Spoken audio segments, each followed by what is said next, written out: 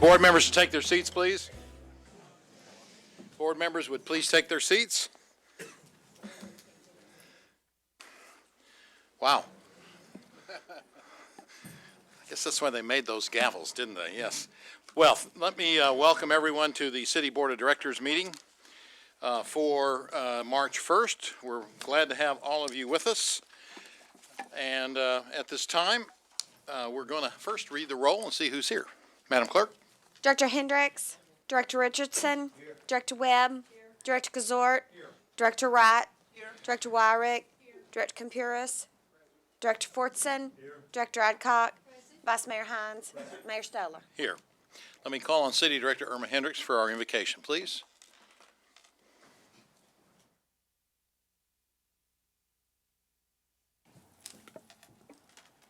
My prayer has always been to let the words of our mouths and the meditation of our hearts be acceptable in God's sight. Amen. Amen. If you would, please stand and join me in the Pledge of Allegiance. I pledge allegiance to the flag of the United States of America and to the republic for which it stands, one nation, under God, indivisible, with liberty and justice for all. Well, I think this evening we've set a new record on having people attend one of our city board meetings with some of the items that we have on our agenda, as well as some of the wonderful presentations that we have this evening. The first one has to do with a retirement recognition from our finance department. James, if you would, please.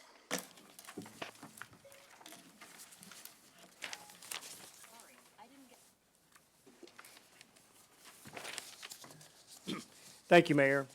Members of the board, it's my pleasure tonight to introduce Louise Drayton, who has been with the city for 21 years. She is retiring. We hate to see her go. Louise started with the city January 3rd, 1995. And one thing we asked Louise to give us one of her favorite things about working with the city. And the first thing that came to her mind was she views the city as a family, that when she came to work with the city, that she felt like this was her home away from home, and that's one thing she's probably going to miss the most when she leaves. We asked her about her plans for retirement, and Louise is going to move back to South Carolina and just sort of take it easy for a while. She wants to travel, take a cruise, and enjoy her family, and says she wants to learn to fish. So Louise, if you'll come up. And then I'd like Sarah Linehan, our Director of Finance, to say a few words about Louise. Well, as James said, Louise joined the staff January 3rd, 1995. She started out in accounts payable and became a purchasing assistant, and then was promoted to assistant purchasing agent, which is now called purchasing coordinator. Her responsibilities were to review purchase orders, verify compliance with federal, state, and city laws, educate others on the city's purchasing policy, compile formal bid packages, open those bids publicly, and determine the lowest bidder in accordance with specifications. During the last 4 years, the entire purchasing division, which is a 3-person division, has turned over. First of all, we had Alice Holman retire in 2012 after 23 years of service. And then Jerry Paul, who's here tonight, retired in 2014 after 36 years of service, and now Louise with 21 years of service. So this is a combined loss of 80 years of experience in our purchasing division in the last few years. During the last couple of years with this turnover, Louise trained both her replacement and supported her new boss through the transition. She's been a critical part of our team, very helpful, dependable, and knowledgeable, and we really hate to see her go. She has truly been a member of the finance family, and aside from her contributions to the purchasing division, she's the finance department's green thumb.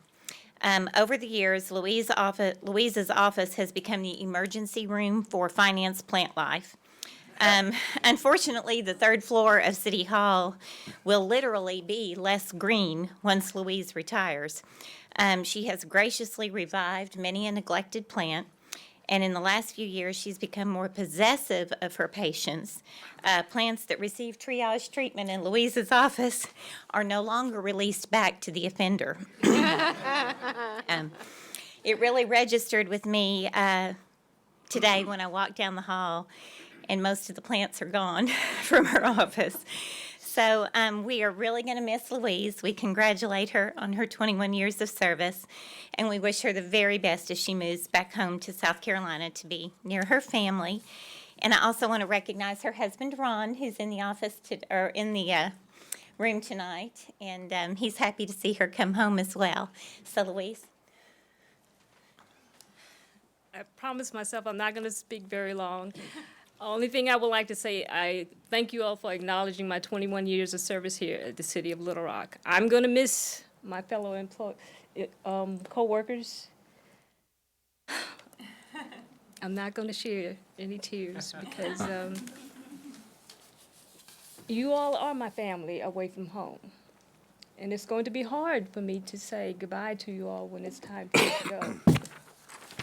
But I promise you, before I leave here completely from out of the state of Arkansas, I'll come back to let you all know that I'm gone for good, okay? Thank you.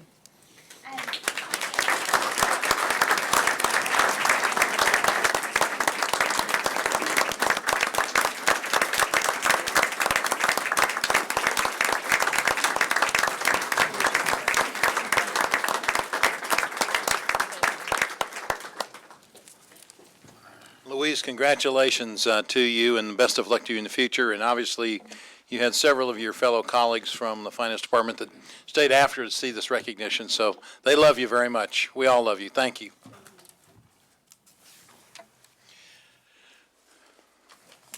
We have another presentation, and while James is down at the microphone, we have somebody that is receiving another award, the Henry Alexander Award recognition.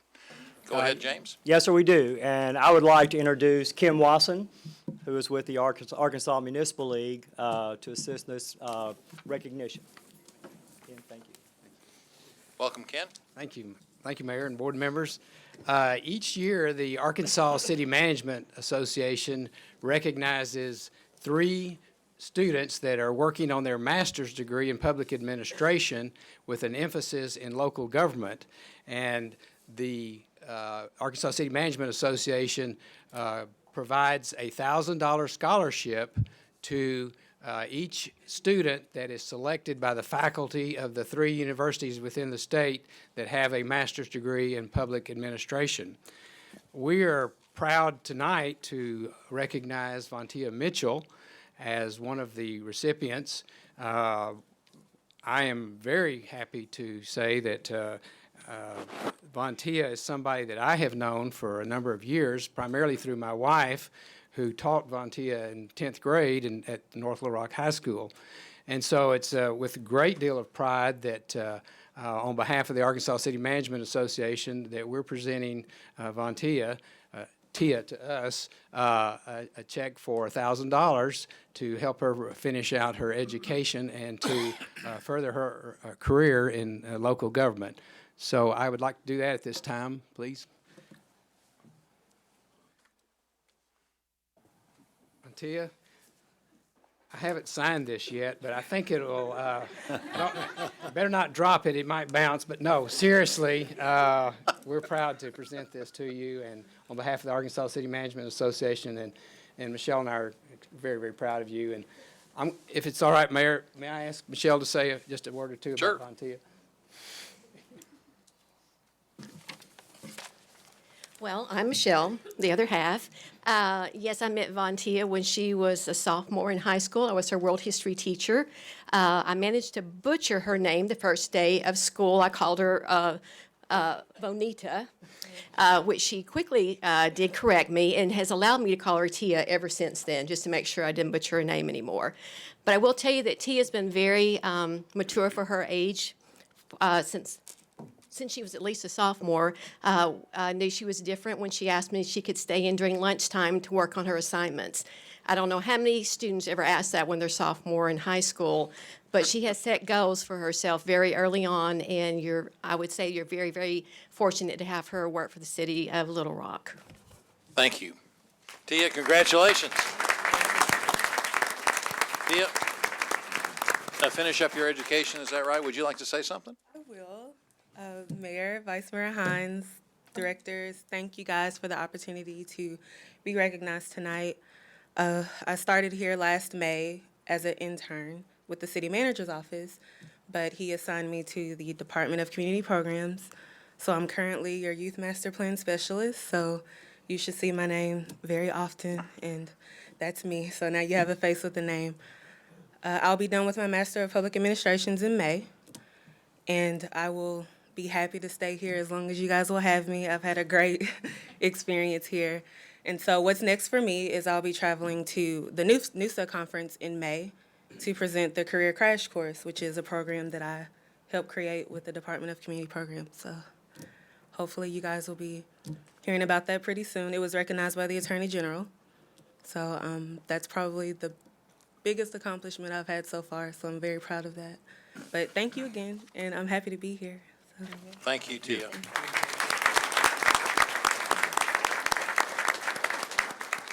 And thanks to the Arkansas Municipal League for providing those scholarships, and we're certainly happy to have one winner here that works for the city. Absolutely.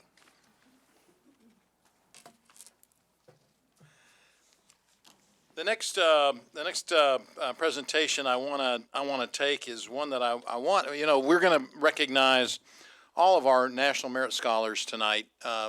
Some of the outstanding academic students in our community, but I want them to hear about the AmeriCorps program that we have and an opportunity that some might be interested in dealing with the National Community Conservation Corps. So, with that said, I'd like to ask Michael Drake to come and introduce Ken Goodson, who is the Southwest Regional Director for AmeriCorps.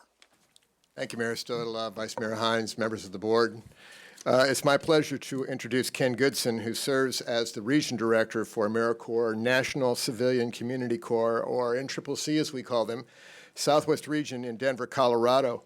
In this capacity, Ken oversees a team-based community service program for over 300 young adults aged 18 to 24 across the Southwest United States. He began his service as Region Director in August 2012, and during his tenure in the Southwest region, has achieved its largest number of members and the largest number of requests for NCCC teams in the program's 21-year history.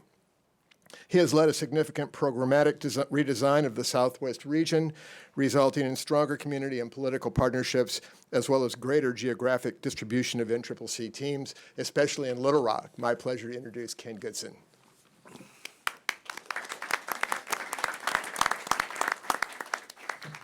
Good evening, Mr. Mayor, directors. Thanks a lot for having me. As Michael said, Ken Goodson serves as the Region Director for AmeriCorps NCCC. We cover an 8-state region based in Denver, Colorado. I have two colleagues in green shirts here who are currently serving in your city, leading their teams. Stefan and Brian, you guys want to stand up? Stefan is working with the city on the Love Your School program. Brian is working at Wildwood. When Louise was recognized here at the beginning, she talked about home away from home. When I look across the 8 states where AmeriCorps NCCC has a presence in our Southwest region, anytime I catch a flight to Little Rock, that is a home court advantage game for us. It is a place where we have had a long, rich history and really had a fantastic opportunity to achieve our mission, which is to strengthen communities, but also to develop leaders through national and community service. I wanted to hit 2 things for you this evening. The first is my thanks and gratitude, and the second is some accountability. I'd like to talk to you about what NCCC has done and leave you with a question about what we might be able to do. On the thanks side of that equation, Mr. Mayor, thank you very much. Of the states that we work in and the cities where we are called upon to serve, not every mayor opens their door to meet with our teams, to meet with the team leaders, and is that knowledgeable of what we might be able to do to help their city. You stand out across our region in that regard, and we are grateful for it. Thank you. Michael Drake, in terms of the requests that we get and the opportunities to serve Little Rock and the support we receive once our teams are here on the ground, thank you very much. Joan, thank you for finding us housing. It is much appreciated. If you take a look at AmeriCorps NCCC in Little Rock, in our 21-year history, you have had 86 teams. Our teams are typically comprised of 8 to 12 young adults, ages 18 to 24. If you guys have seen a U.S. government van driving around your city with young adults in it, that is most likely our team. They're typically in uniform, as Brian and Stefan are tonight, so you will see them that way. Those 86 teams have done 223,676 hours of community service for the city of Little Rock. They've coordinated 575 local volunteers, and we've served 11 organizations over the course of that history. It spans 4-H, the Children's Hospital, Ferncliff, the city, Easter Seals. We've worked with a variety of different organizations.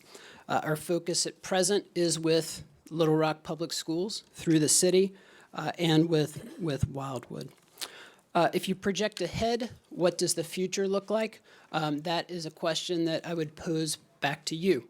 We are a service organization that responds to requests from the community to meet the most pressing needs as you identify them. The future of AmeriCorps NCCC will very much be defined by those of you in the room, particularly those of you behind me and down the hall. Part of being a community service organization is the community drives what you do and where you do it.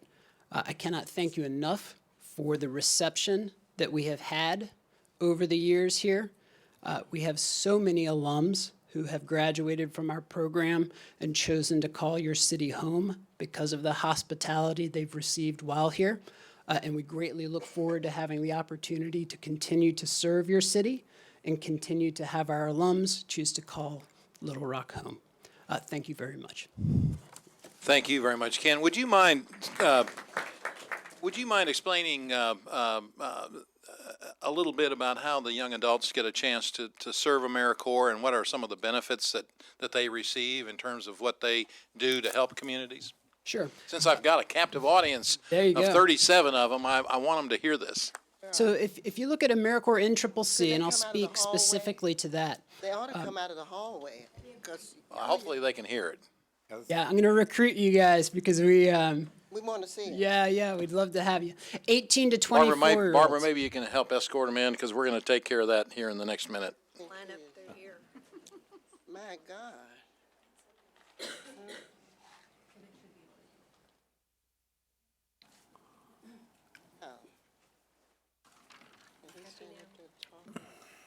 Oh, they got organized out there too. That's good. Did it. I think that's ridiculous. How's it going, guys? Cool. Doing well, thanks.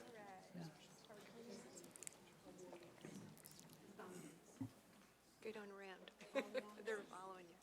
Yeah, y'all can line up around here, up front too.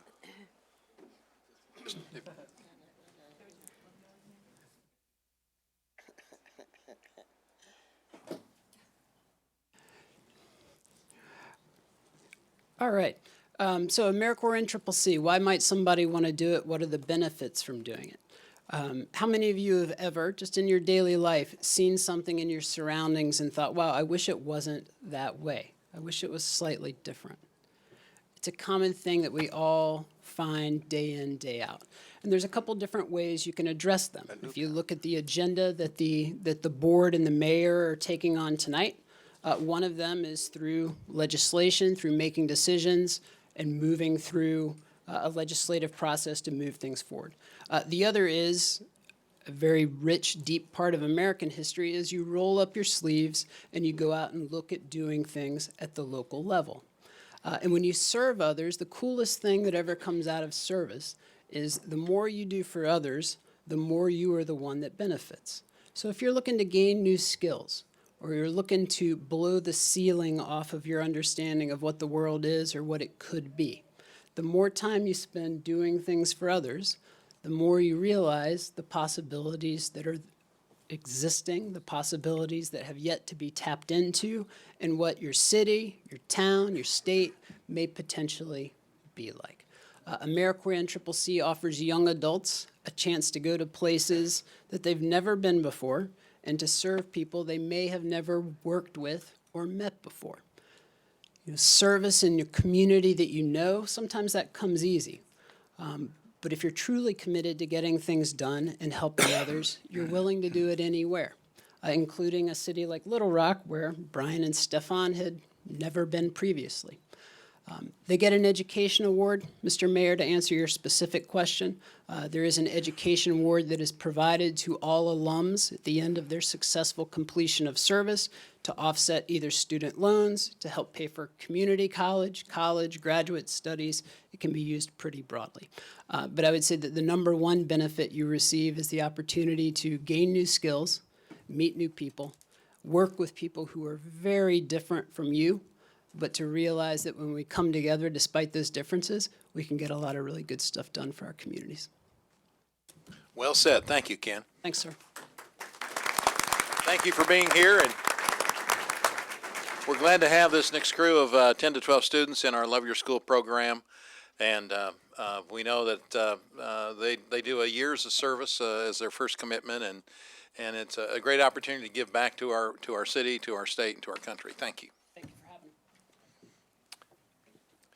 Okay, I've got my captive audience here, so I think it's an appropriate time to go ahead and recognize our some of the best and brightest that we have in our city, and that's our National Merit semifinalists, our National Achievement finalists, and our National Hispanic Recognition Scholars. And I've got approximately 37 of them surrounding us right now.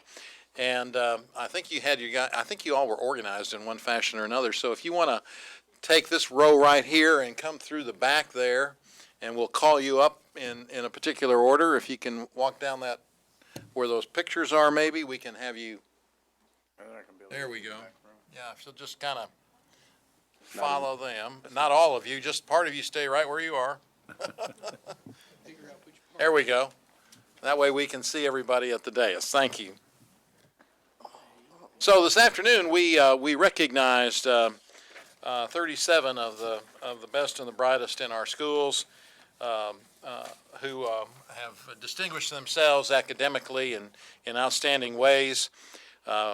We have 30 National Merit Scholarship finalists, 4 National Merit Scholarship commended students, and 3 National Hispanic Recognition students, representing several of our public and private schools. 16 of these smart young men and women come from the Little Rock School District, 2 from Pulaski Academy, 2 from Mount St. Mary's, 4 from Little Rock Christian Academy, 3 from the Episcopal Collegiate High School, 2 from Catholic High School for boys, and 1 that is homeschooled. Our National Merit Scholarship commended students, 2 from the Little Rock School District, 1 from Pulaski Academy, 1 from the Episcopal Collegiate School, and then in our Hispanic Recognition Scholars, we have 3 all going to the Little Rock public school system, Little Rock.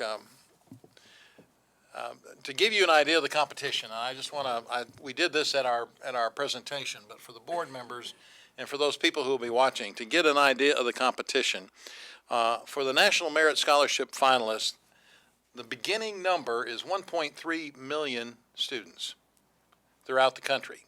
50,000 of them with the highest verbal, math, and writing skills qualify from that core group. In September of last year, that was narrowed down to 34,000 that received letters of commendation. And from that group down, it was narrowed down to 16,000 who were notified as semifinalists. And then in February, these finalists that met all the qualifications were identified, and we have 15,000 that will throughout the country that will be selected to receive awards. Relative to the National Achievement Scholars Program, which is for outstanding academic achievement for African American students, 160,000 entrants that we had. 4,800 are honored for their scholastic excellence. 3,100 of those are brought to the attention of over 1,500 four-year schools. And these finalists must advance, these semifinalists must advance to finalists before they are considered for an award for meeting those high academic standards. In all, 1,300 will qualify throughout the country, and 800 will be offered scholarships annually. Our National Hispanic Recognition Program is similar, where 200,000 entrants apply. 4,200 are brought to the attention of, again, 1,500 four-year colleges and universities, and ultimately 4,200 will receive an honorable mention before the finalists are selected. So it's truly a very competitive process. We are so pleased that the future of our city, our state, and our country is going to be in your hands. Appropriate on this primary election day to have you here. I hope that those of you who might have already reached 18 perhaps had a chance to exercise your right to vote. But if not, you're going to have a chance in the next election, cycle, which I think will be coming up in November. So many of you will qualify then, I think. We want to have you recognized to the board and to our citizens who are watching on Public Access Channel. And so I'd like you to come forward, introduce yourself, your school, and that you're from, and then where you are planning on going to school if you know. And if you don't know, that's fine too, but give us an idea of what direction you hope to take yourself in. So why don't we start right here? Hi, I'm Emily Duncans. I have been homeschooled 4 years for high school and have had an amazing time being a Little Rock citizen for my entire life. I am very thankful to all of you for the work that you've done because I love living in Little Rock. I'm sure you've had just a tiny part of that. I'm positive. But thank you. As far as my plans for college, yes, I'm one of those people who is currently undecided, but I have options. Most of them are in Arkansas. One of them is Little Rock, University of Arkansas Little Rock, looking at the Donaghy program. So hopefully we'll see what happens in the next couple months, and I hope to stay in Arkansas. Thank you. Thank you. Each one of our students will receive a certificate of appreciation that recognizes their achievements in these programs. My name is Nathan Abraham. I go to Central High School, and I'm undecided on college. My name is Jiachi Wang. I'm a turned senior at Little Rock Central, and I plan to study business at Stanford University. Hey y'all, my name is David Chiang. I'm a senior at Little Rock Central High, and I'm planning on attending Harvard University. Undecided still, but. Hi, my name is Anirudh Pirigu. I go to Little Rock Central High, and I'm currently undecided where to go. Hi, my name is Tony Wong, and I'm a senior at Little Rock Central High School, and I'm undecided for university. So. My name is Eamon Lauster. I go to Little Rock Central, and I'm undecided. I don't know why we asked that anymore. Hi, my name is Sanja Kalapatapu. I go to Pulaski Academy, and I plan on majoring on computer science, but I don't know where.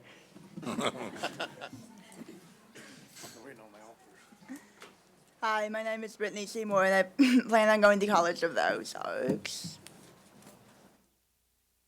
Hi, my name is Chloe Elkins. I attend Little Rock Christian Academy, and I plan to attend either Ouachita Baptist, University of Oklahoma, University of Tulsa, or Baylor University.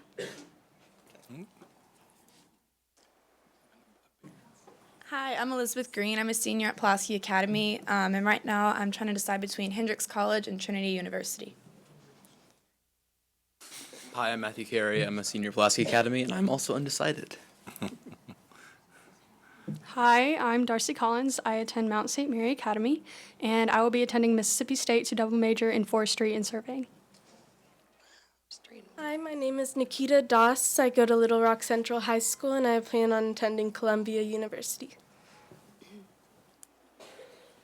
Hello, my name is Nikhil Nair. I'm a senior at Little Rock Central High School, and I'm currently undecided on where I want to go.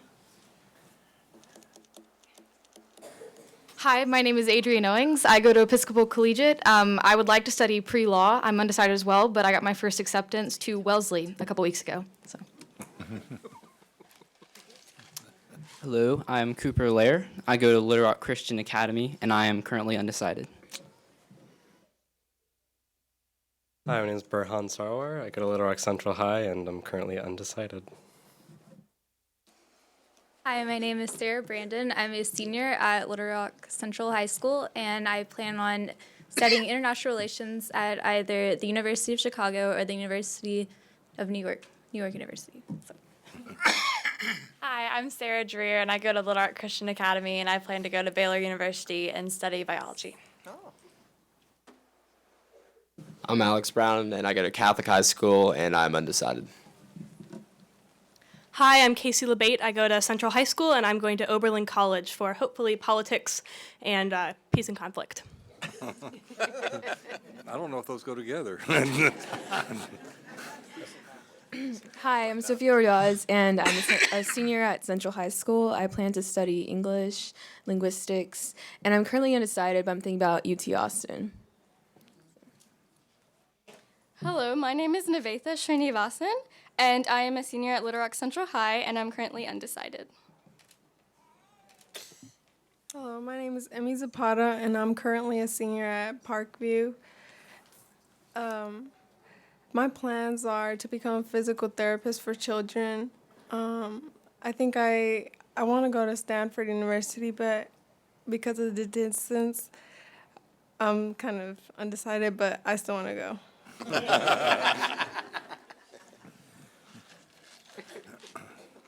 Hello, my name is Charles Noah Jones. I attend Little Rock Central High, and I will probably be studying computer science at Hendrix. My name is Nathaniel Fallon, and I'm a senior at Little Rock Central. I plan to study engineering, but I'm undecided as to my college. Very good. Well, congratulations to all of you. Thank you to all of the educators and family members that are with us tonight. We really appreciate what you've done to prepare your children to move on in this world and to take the reins from the rest of us that are standing and sitting up here. So Mayor, thank you. Mayor, having attended Stanford, I wish somebody could tell a young lady the distance is not that bad.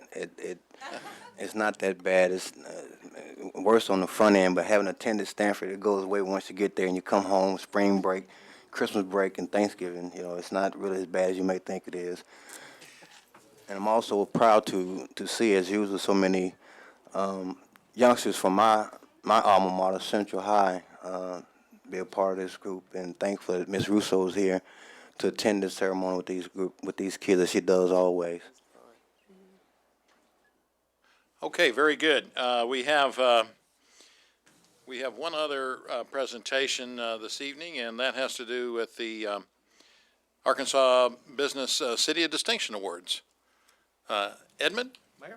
Edmund Hirsch is with us. I wish my teenagers Welcome. had been here for a little extra motivation. Say what? I wish my teenagers had been here for a little extra motivation. I'm Edmund Hurst. I'm with Cruz & Associates. We're the presenting sponsor for the Arkansas Business City of Distinction Awards. This is the 5th year of that. Little Rock competes with cities 20,000 in population and more. Little Rock has brought home at least one award in each of the 5 years, and this was no exception. We have some mementos to provide to the city for your awards this year, where you got 1 honorable mention and 2 outright winners. For honorable mention is in tourism for art and public places, which started as sculptures in the River Market, and now you have over 100 pieces of artwork throughout the city. I know it's a good-sized number, but would like to offer this up for honorable mention in category of tourism.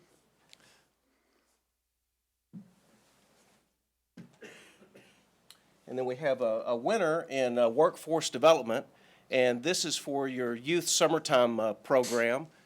Great program. You partner with over 200 businesses to help over 600 kids work throughout the summer so that they can get great work ethic and get them started on their life, ages 16 to 21. You're responsible for this program? Excellent. Congratulations.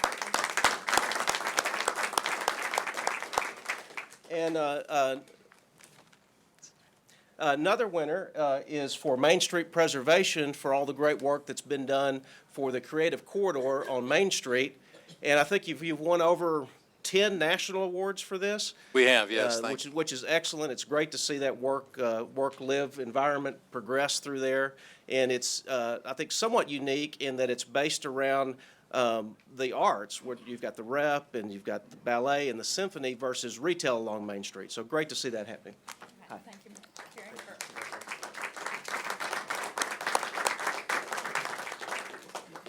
And each of you have a pamphlet that describes all the awards and details that was given to everyone. Thank you very much. Well, Edmund, thank you to Cruz and Associates for your sponsoring these. I guess I'm going to give this to Director Campuris, since he's the one that has been able to help with that. And Karen, thank you for taking care of accepting the award for the Creative Corridor. It's been a collective effort by a lot of people, and we really appreciate that, and we appreciate the recognition. We kind of cleaned up at the Municipal League meeting this year. Absolutely. I got a little embarrassed going up there all the time picking up these awards, but thank you very much, and we thank you for that sponsorship. It's great to highlight some of the great things that are happening in our city. You know, it's really really important to recognize, and there were many other cities that received some distinctions as well, and it really showcases just the varied color and excitement and pride that each person has in their city. So thank you so much for what you do to highlight that. Thank you.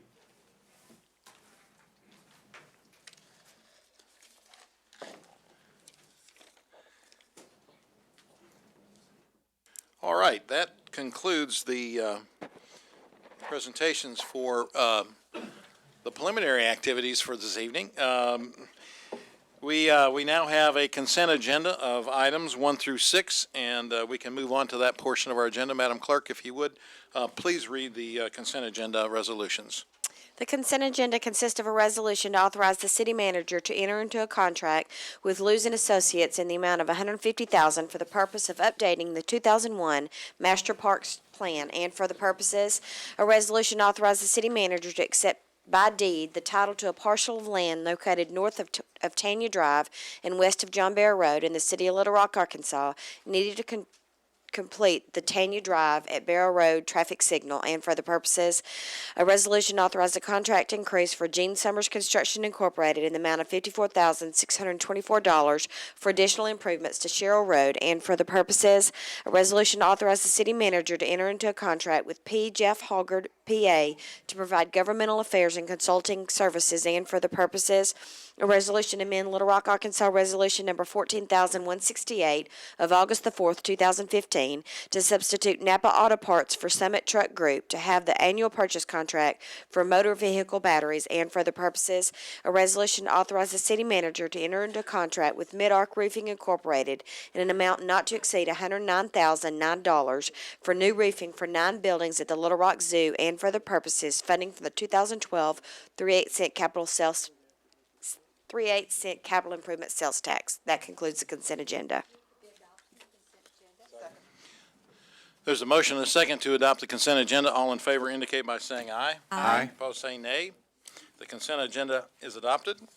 We can now move on to a portion of our agenda which addresses the issues of citizen communication, giving people an opportunity to present a specific item that is not already on our agenda or one that we have not had an opinion on before, either written or oral. I do not have any citizen communication cards. That's a special card. I do have lots of cards of people who want to speak tonight, but it's not on something that's not already on our agenda. So with that said, we'll move on to our grouped items, which are items 7 through 11. Madam Clerk, if you would read first reading.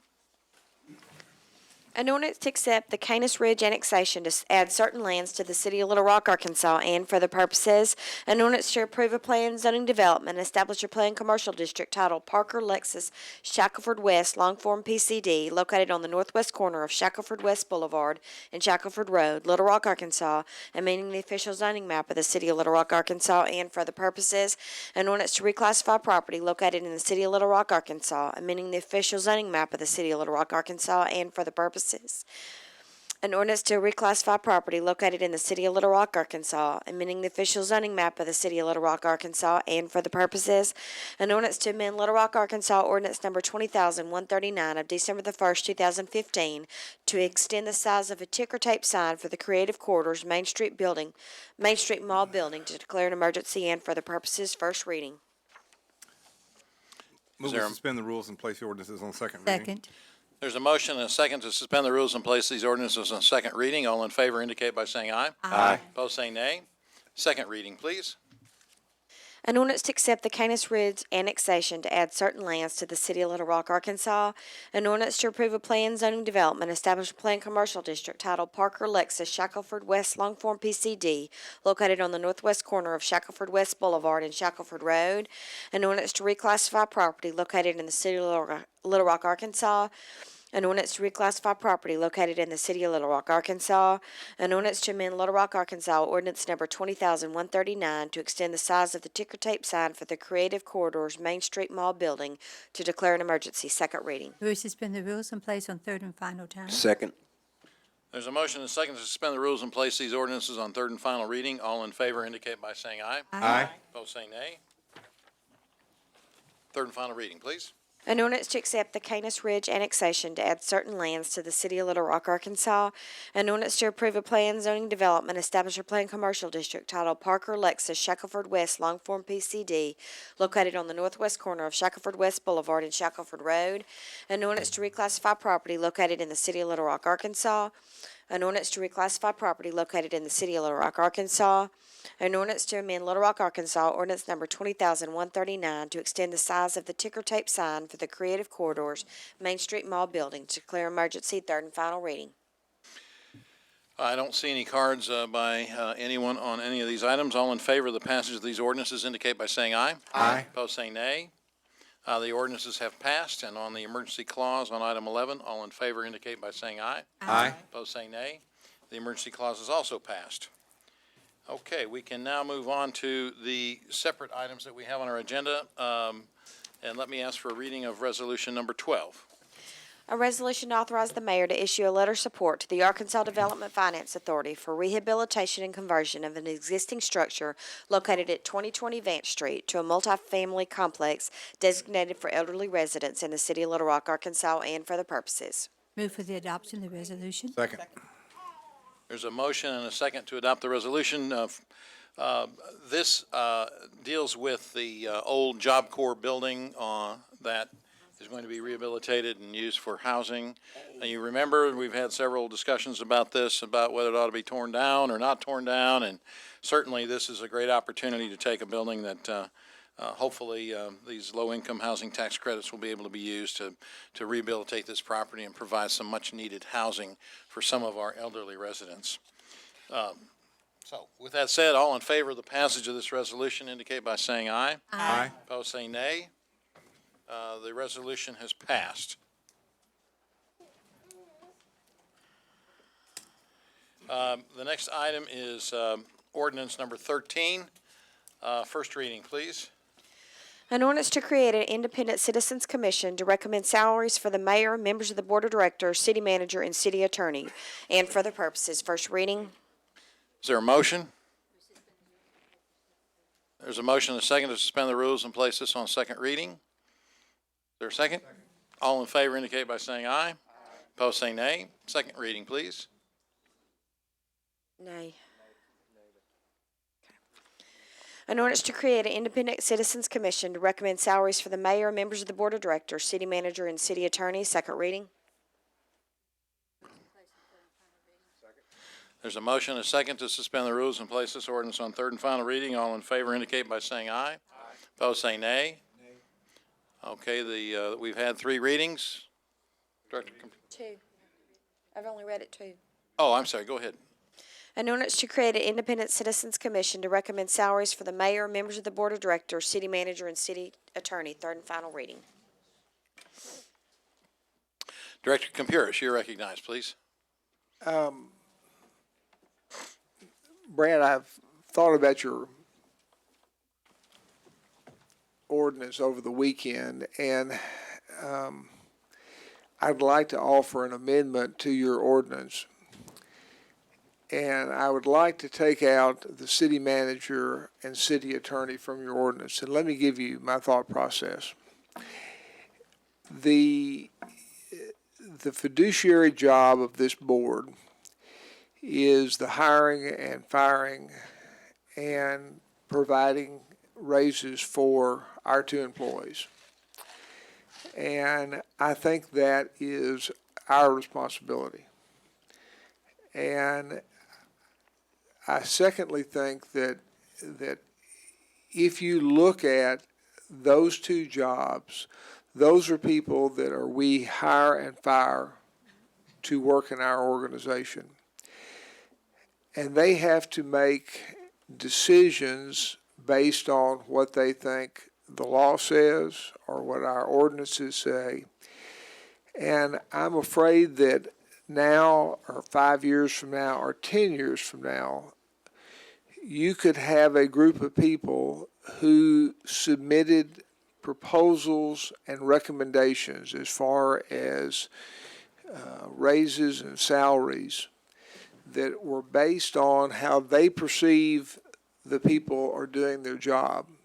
And there are times that we all make unpleasant or unpopular decisions, but we follow the rules that we play by or the rules of law. And I think that would put an undue pressure on the people that we hire and fire. So I think it's my job and your job and the 11 of us to make the recommendations on the mayor and on the city manager and our city attorney. And I think that's my responsibility, and it shouldn't be abdicated. And if it was going in front of a commission of some sort, I'm afraid in the future that could really turn out to be something that haunted us. So I would make a proposal to amend your ordinance to take out city manager and city attorney. Is there a second to that? There's a second. All right, is there discussion on the amendment? Director Hendricks. You may tell me if I'm in error, but I just wanted to put in my 2 cents also, because I had the attorney to pull the ordinance that strictly related to state institutions, and I too would be opposed. I think that the citizens of this city does not have the prerogative to tell us who is to be paid and the amount of money that they're being paid. Director Wright, you're recognized, please. Mayor, my discussion was not on the amendment. I had a question about the rationale and the impetus for the ordinance itself. Director Kazort.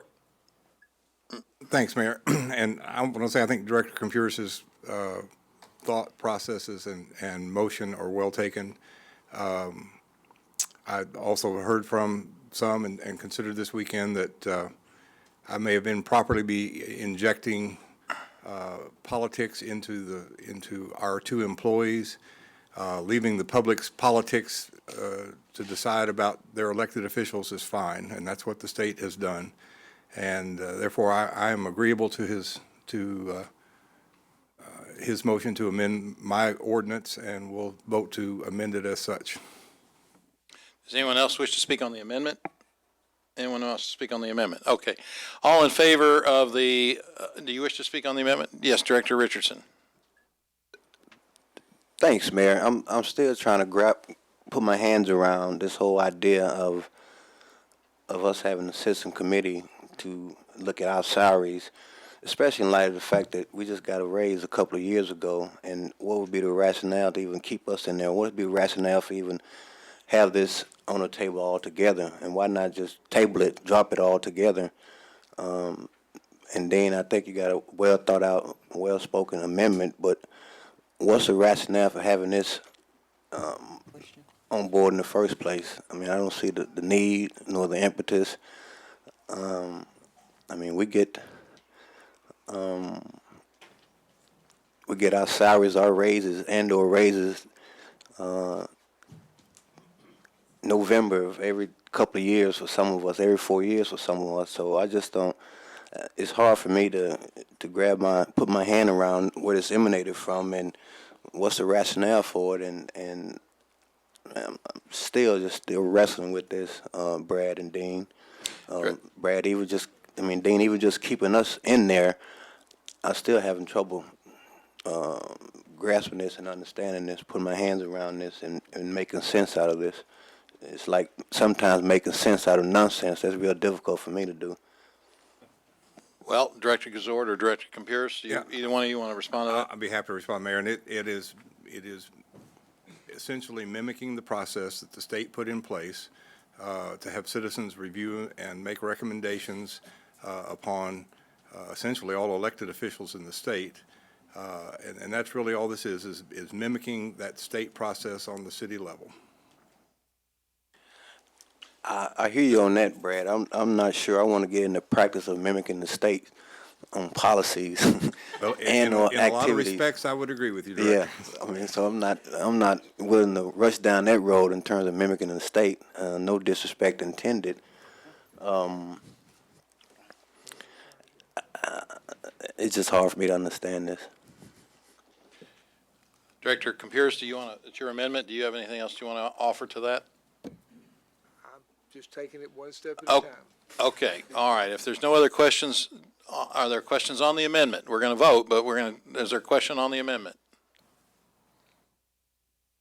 All right, Director Hendricks, what's the question on the amendment, please? It's not a question, but would you restate that amendment? The amendment is to delete the manager and the city attorney from the body of the ordinance. And it's been seconded. So all in favor of the amendment indicate by saying aye. Aye. Opposed, say nay. Nay. The ayes have it, so the ordinance is amended. All right, now we can have discussion on the ordinance as amended. Director Adcock, you're recognized. I would like to offer an amendment to the amendment, please. Well, I don't think you're offering an amendment to the amendment. You may be offering an amendment to the ordinance as amended. Okay, that's what I want to do then. I would like to amend the ordinance as amended to state to take the city board out of here. Second. For the reason is that the city board got a raise a couple years ago. I have heard no city director say that they feel like we are entitled to a raise. Every 4 years, we go before the public, and they give us what we make. And I think that the money that we make is sufficient. If we're going to add anything to this, we should add the 67 people who make less than we do setting up here part-time that work full-time for the city. But I would like to amend the amendment to state that the city board be taken out of this. I second that. So it'd be for the mayor only? It would be for the mayor only. Mayor. Director Wright, you're recognized. Out too. I'm sorry if you did your button again. Go ahead, Director Thank Wright. you.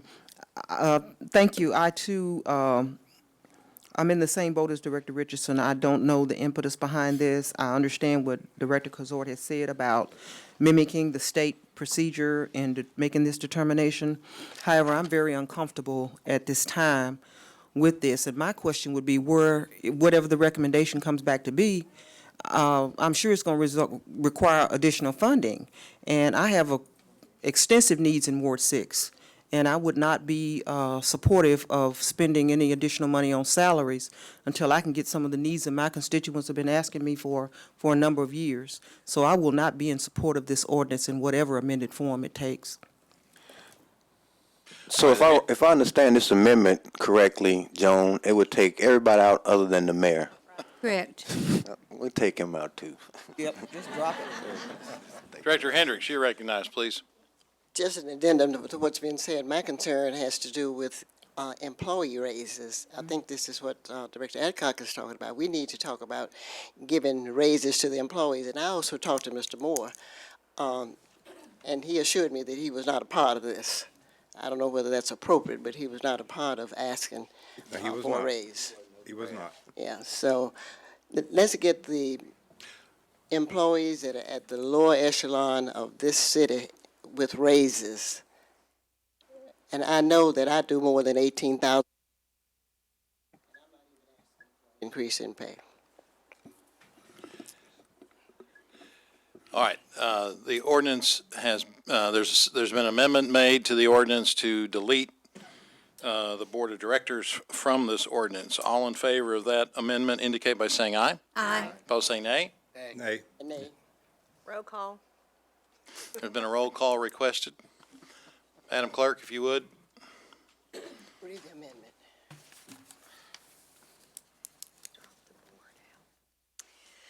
Director Richardson. What am I voting on? Yes Yeah, would be to in take us favor out. of the amendment that Aye. deletes. Aye. Director Webb. Aye. Director Kazort. No. Director Wright. Yes. Director Wyrick. Yes. Director Campuris. Yes. Director Fortson. Yes. Director Adcock. Yes. Director Hendricks. Aye. Vice Mayor Hines. No. By a vote of 8-2, the ordinance has been amended. So, Director Kazort, this leaves, obviously, it seems that this ordinance has been neutered quite substantially on this issue.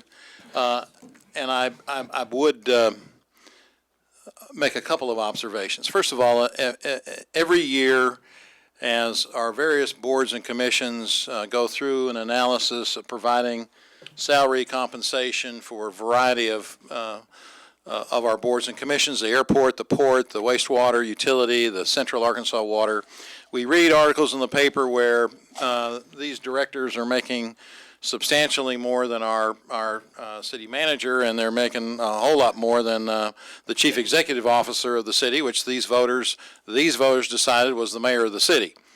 So I think that, not to speak for Director Kazort, but I think his impetus was basically to say that perhaps a citizens commission might be the appropriate way to try and assess whether or not the salary of a variety of people ought to be in line with some of the other salaries that are being awarded to various directors of these boards and agencies that have substantially smaller budgets, extraordinarily, in fact, in some instances, 1/10 the size of the city of Little Rock budget, and certainly don't have 2,500 employees to supervise. So it seems to me that that was the original intent of this, and I applaud you for that. But if in fact the will of the board here is to take everybody out of it, I don't think it makes a lot of sense to leave the mayor in it. And Mayor, I suggest let that- me just say that, the process that works on this is one that is set by state statute. This board has been given direction by our legal counsel in the past about what the law says as it relates to the compensation of the mayor. I think it's, as you pointed out, I think it is interesting that we all sit up here and work very hard, conscientiously. Sometimes we disagree, sometimes we don't, and how that affects our ability to deal with issues of compensation, I think, was probably one of the reasons why you wanted to take it away from, at least the recommendation, away from the people that we deal with on a day-to-day basis. So I personally think that that's ultimately the prerogative. The mayor's salary is set by ordinance as identified by state statute, and I don't think it serves any benefit to continue this dialogue just for the mayor's sake. So, Mayor, if I, that's my personal opinion, and I would ask that you consider that relative to moving this forward. I will, and let me say this, Mayor, I think you stated my intentions correctly, that the original impetus of this ordinance was based upon stories, articles in the Democrat Gazette dealing with the Chelsea's fault. Chelsea's article dealing with the pay structure of certain officials who have far, far less responsibilities than our city manager and are paid disproportionately more. Again, I don't begrudge anybody the salary they're making, but it does seem inconsistent. However, I do agree over the weekend that putting our hired officials into that political spectrum is not a good idea. I agree with you that the salary of the mayor is pretty much set by statute, and we can deal with our own. And given that, and the board's druthers just leaving the mayor in here, I would ask to withdraw my ordinance. Thank you, Brad. Okay. We have taken care of ordinance number 13 and its multiple amendments. With that said, Ruth Bell, I don't think we need to call on you. Thank you, though. She had a card that she wished to speak on that matter. We can now move on to ordinance number 14, and let me ask for the first reading of this ordinance. An ordinance to amend Little Rock, Arkansas ordinance number 18,846 of May the 1st, 2001 to amend Little Rock, Arkansas resolution number 7,739 of March 17th, 1987, and to amend Little Rock, Arkansas resolution 7,753 of April the 7th, 1987, to approve an assignment of the franchise for airspace above the 100 block of East 7th Street between Scott and Main Streets from the George W. Donaghy Foundation to Lake Hamilton Corporation, and further to authorize the assignment from Lake Hamilton Corporation to LRMU LP to declare the franchises in full force and effect, to assure that any future assignment will be subject to the approval of the City Board of Directors to declare an emergency and for other purposes. Move to suspend the rules and place on second reading. Second. There's a motion and a second to suspend the rules and place this ordinance on second reading. All in favor indicate by saying aye. Aye. Opposed, say nay. Second reading, please.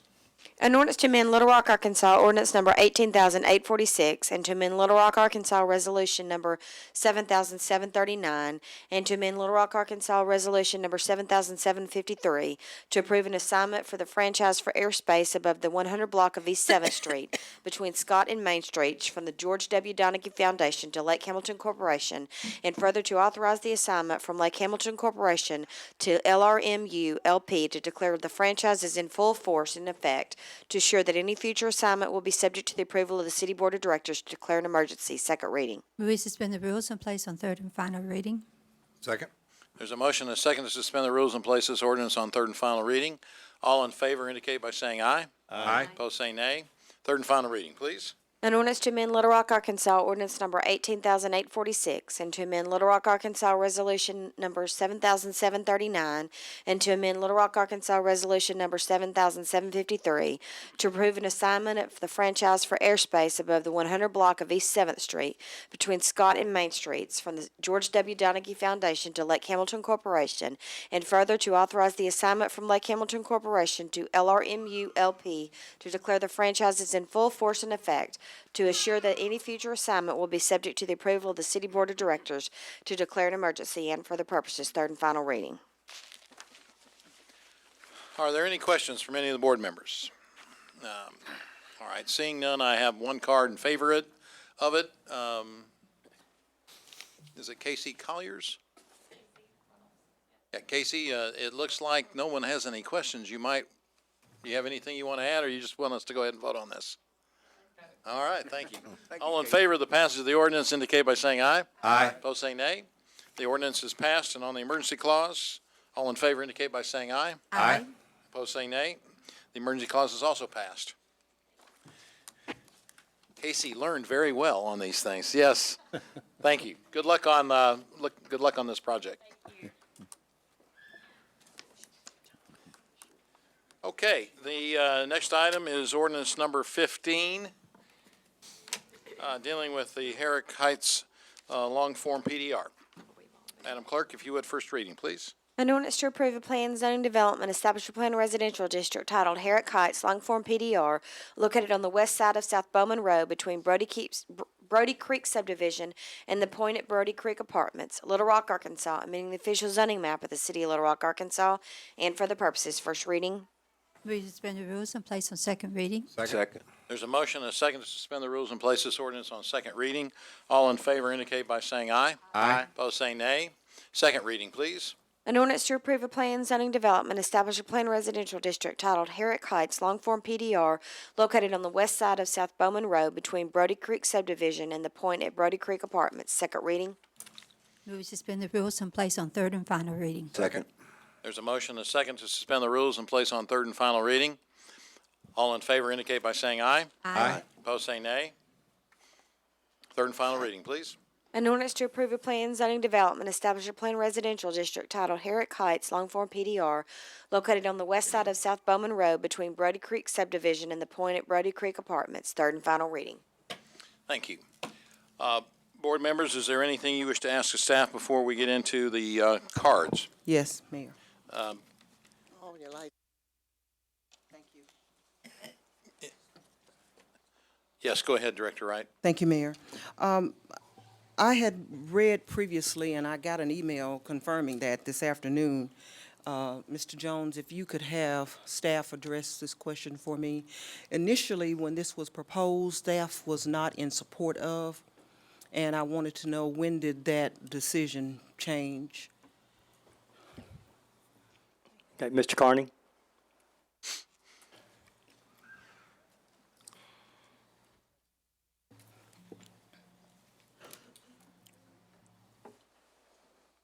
Oh, it's you. Good evening, Mayor, members of the board.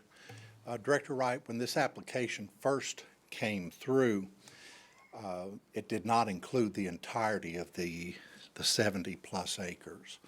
The original application included just the site of the proposed apartment development. I can't hear you. I'm sorry. When the application first came through, it did not include the entirety of the 70-plus acres. It included only the apartment portion of the site. And there were discussions that were taking place between the developer and the neighborhood. There were promises that were being made to the neighborhood that were not a part of the property that was being considered for the rezoning. And so we were not supportive because we felt that there were issues that were being put on the table associated with the overall 70-plus acres, when in fact at that time all that was being considered was just a smaller portion of the site. The applicant later came back then and filed this current application, which includes the entirety of the site, where we now know that a portion is going to be set aside for detached single family, a portion will be office, a portion will be open space, and a portion will be multifamily. And that was the reason we changed our recommendation. Okay, thank you. Yes, ma'am. Just a second. Director Wyrick, you're recognized, please. Do you have a question for staff? Well, Mayor, I just want to make sure that I know what we're voting on tonight. I've received a ton of emails. I've tried to read every one of them, but it's been fun. And I'm glad you're still here because maybe you can help. In the emails, I think there was a presentation that was made to the neighborhood about a Plan A and a Plan B and roundabouts and traffic calming and all that kind of stuff. And I don't know that we've had a presentation about what this application is about. So I would like to know what is before us today and what it is that we're voting on tonight. And if you know the Plan A or Plan B or what this plan is, if you could identify that to me. Director Wyrick, I can tell you that the Plan A, Plan B issue is not what was reviewed by the Planning Commission is what's before you. The neighborhood and the applicant have had some meetings. There were some presentations made to the neighborhood regarding potential options if this application were not approved, that perhaps something different could be done with the site, and I think that's what you're referring to. There were also some agreements that were made between the applicant and the neighbor in the form of some restrictions he was going to putting on the property. That, again, was not an issue that the city was involved in. That was discussions between the applicant and the neighbor. Scott, if we could bring up the site plan, please.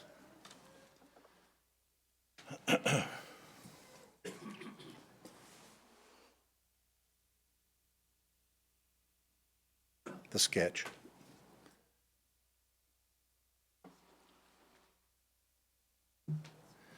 This is the application that's before you. It concerns the 73-plus acres.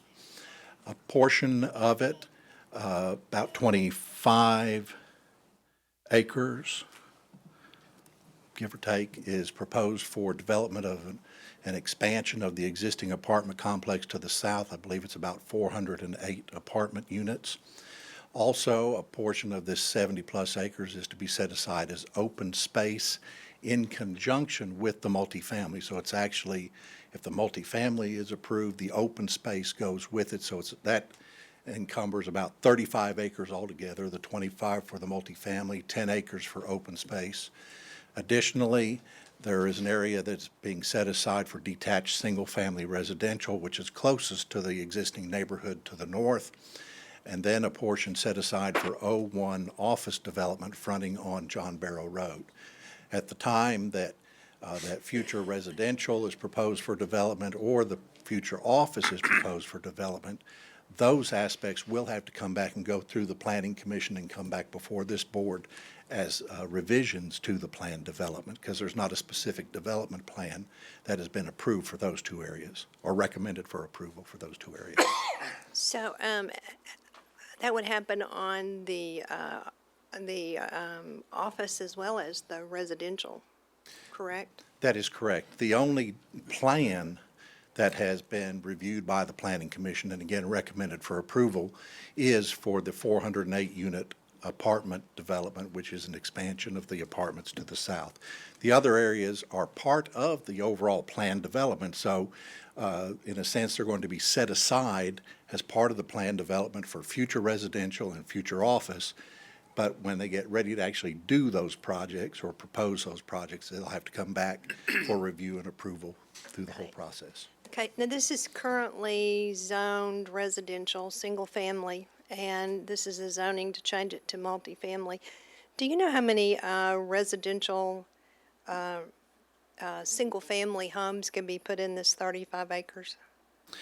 Well, the 35 acres, the typical residential density in that area of town is 4 to 5 homes per acre. So be looking at something along that line. Yes, ma'am. Okay. 175? Okay. 140 to 175, yeah. I'm glad you are doing the math because I have to have my calculator. So it's 145? 140 to 175. 140 to 175. The typical density is somewhere between 4 to 5 units per acre, looking, for example, at the Cherry Creek and some of the areas in that area. Okay. And the future land use plan, does it show multifamily and office and residential on this, the way this is laid out? Or does it just, what does the future land use show? Mr. Carter, if we could go to the plan, please.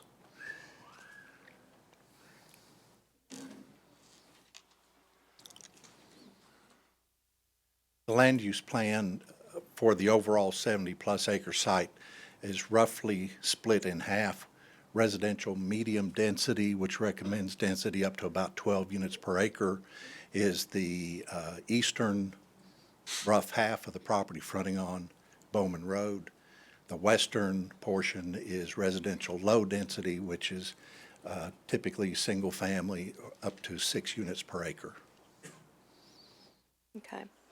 So the application that's before us today is to zone to multifamily, zone to office, and zone to residential. I mean, that whole plat, that whole number of acres, that's what we would be voting on tonight.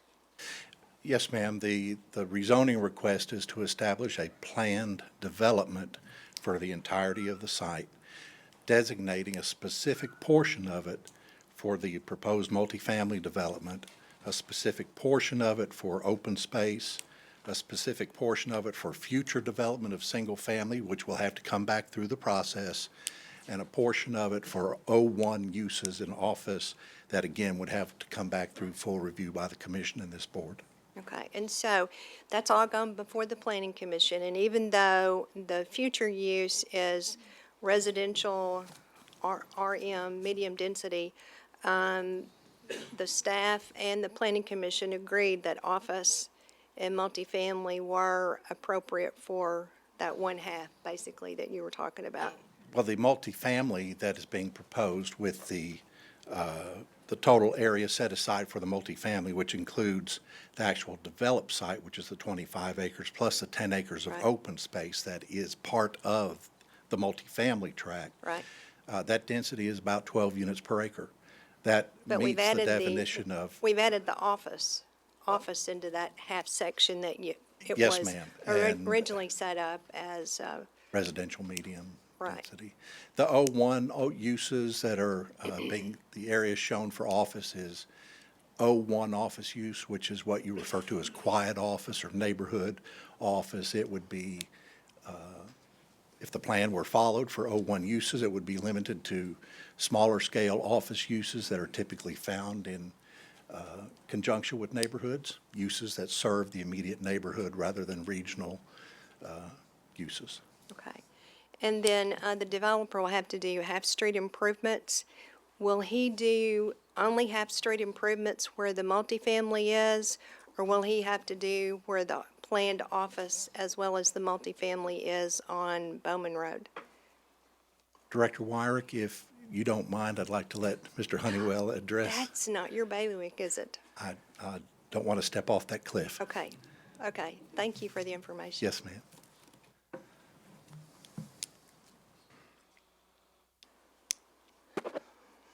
Mayor, board members, Director Wyrick, the applicant has agreed to do half-street improvements for their entire frontage on Bowman Road as part of the multifamily development, even though that parcel of the property does not abut the frontage of Bowman. Sometimes we don't do that, so Yes, that's the ma'am. reason why I was asking that question. Okay. Do you know anything about roundabouts being proposed anywhere? It's my understanding that the developer has had discussions with some of the neighborhood associations about the potential for a roundabout at Brody Creek and Bowman Road. As a part of this development? Yes, ma'am. Okay. How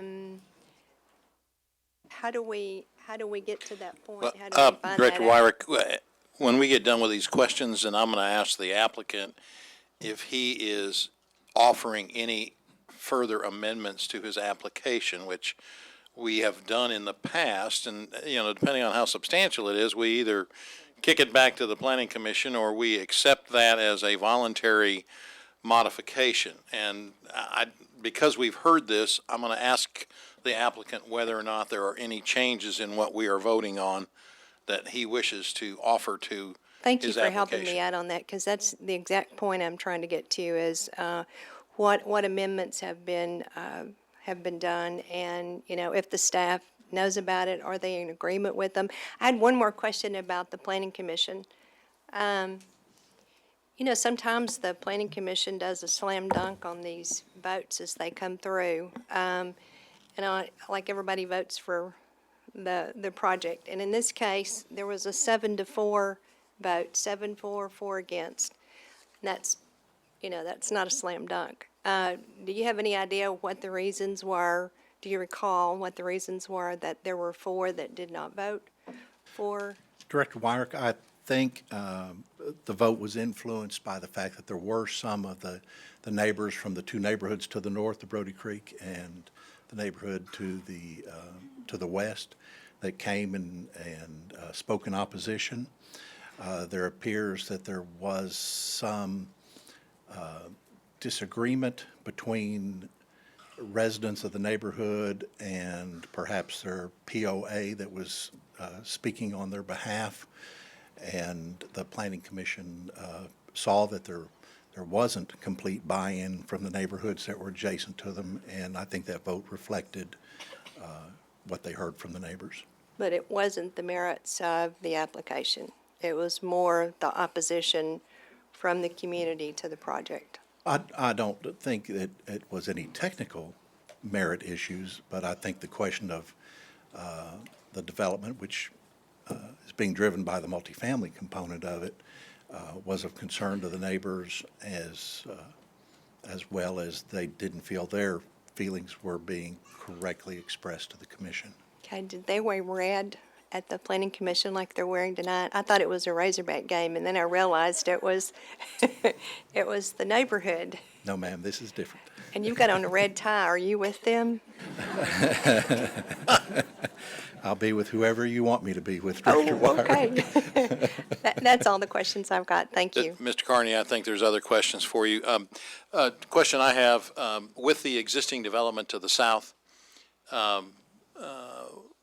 and the proposed number of units in this development, what are of multifamily, what would the total number of units be that are congregated together then?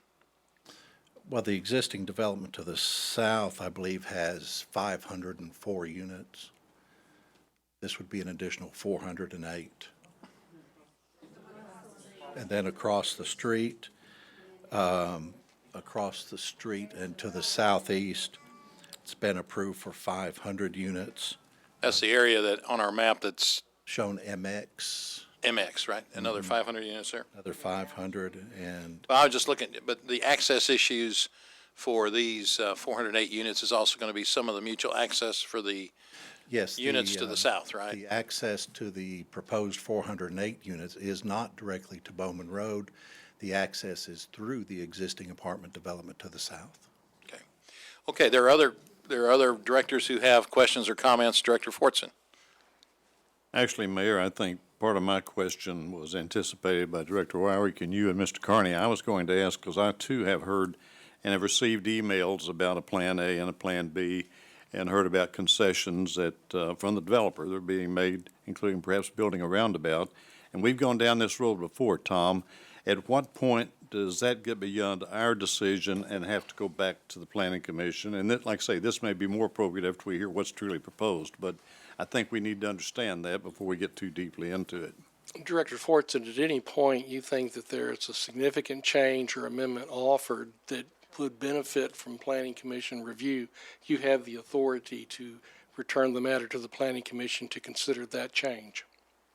But that is our elective authority, and there's not a mandatory percentage rule that says we must do it. No, Okay. the only mandatory percentage rule I know of is a non-conforming use can't be rebuilt if it's more than 50% destroyed, unless it's the Whitewater Tavern, in which case 50% gets figured out in a very strange way. Thank you, The white Tom. water never dies. Director Adcock, you're recognized, please. My question is for Mr. Honeywell.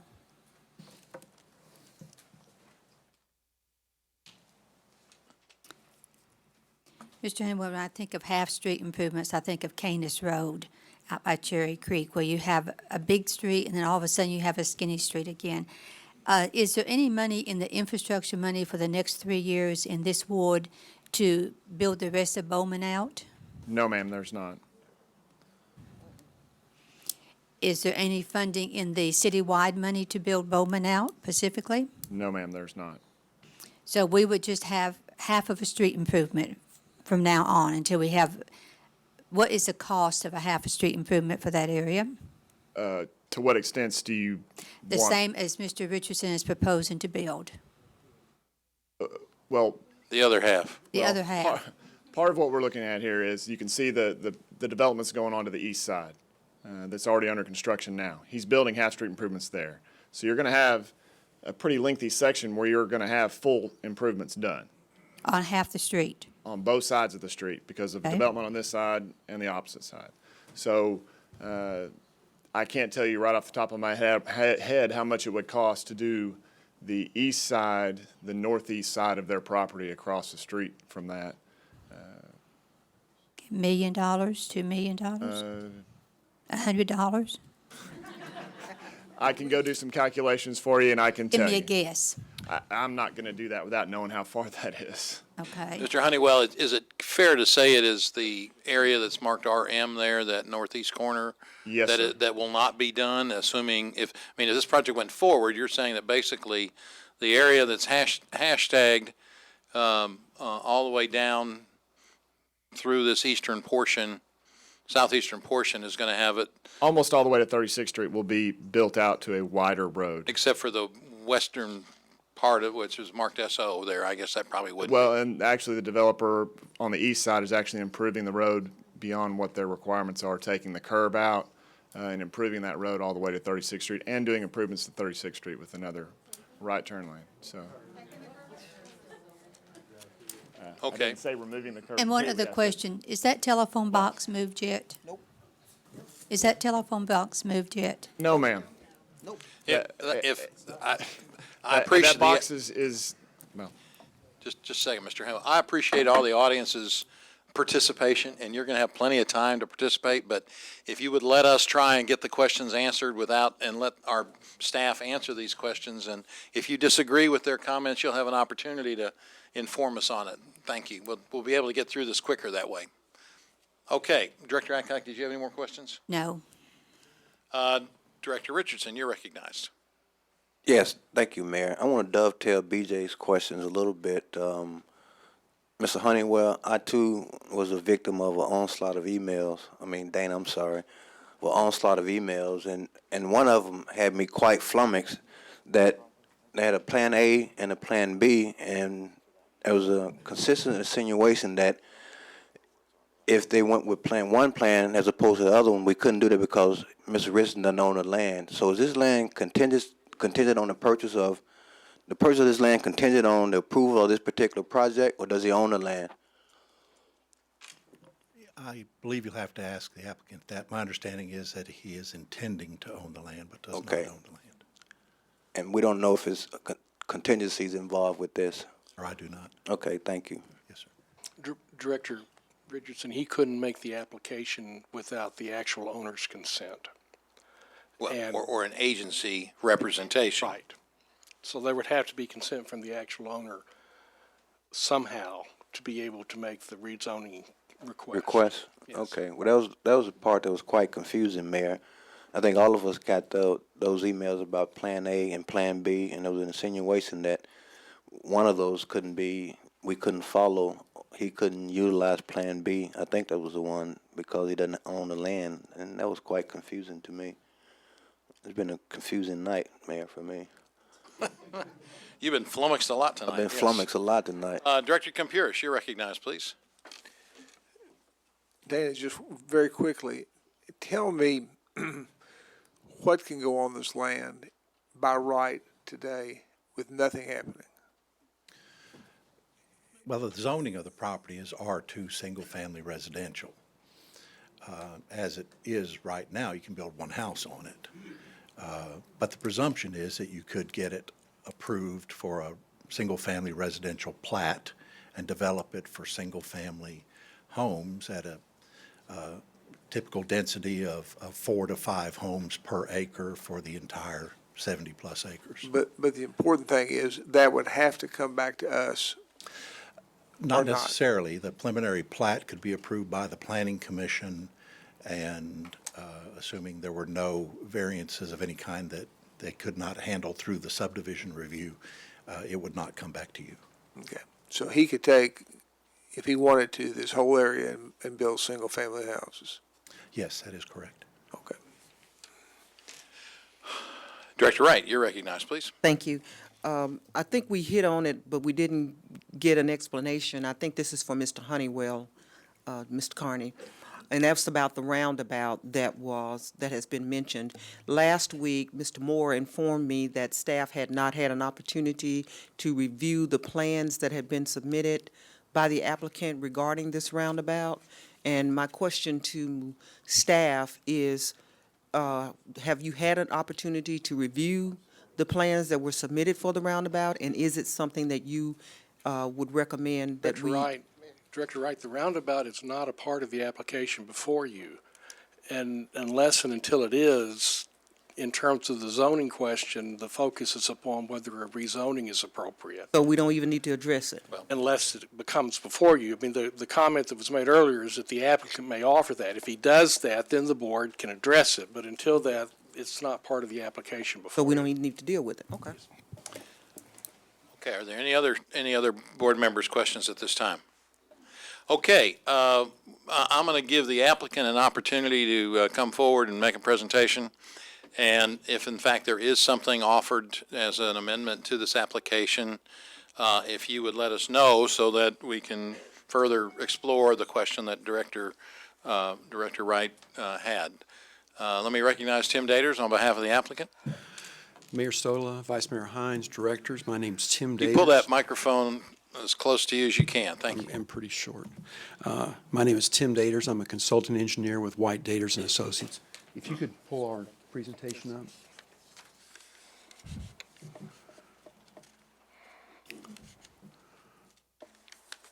Go ahead and page through the first cut, the next slide. The site itself, as we know, is located on the west side of Bowman Road, immediately south of Brody Creek, north of 36th Street, and south of Canis. If you can go to the next slide. The property's land use, we're proposing a large-scale planned development. Every aspect of this development, as we're proposing it, will come back to the board because it is part of a planned development. The only part of the project that we're presenting for final approval tonight is the multifamily part where we have prepared detailed plans. The project is broken up into, we've got about 11 acres and 10.8 acres of our office uses adjacent to Bowman Road. These are the quiet offices that Dana referred to. The northern portion of the property that you see in light green is 29.6 acres, and we're proposing that to be single-family residential. Because this is a planned development, any development plan for that single-family residential will have to come back to you, the board, for approval because it is a planned development.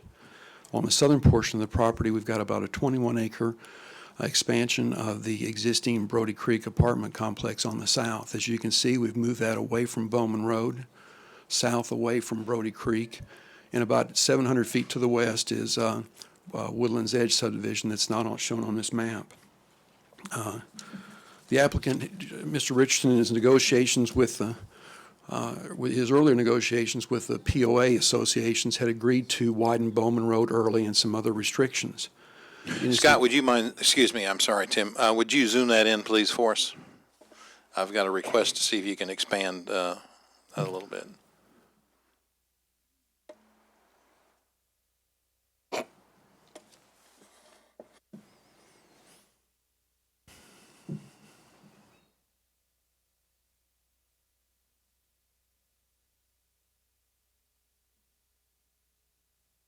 The other direction.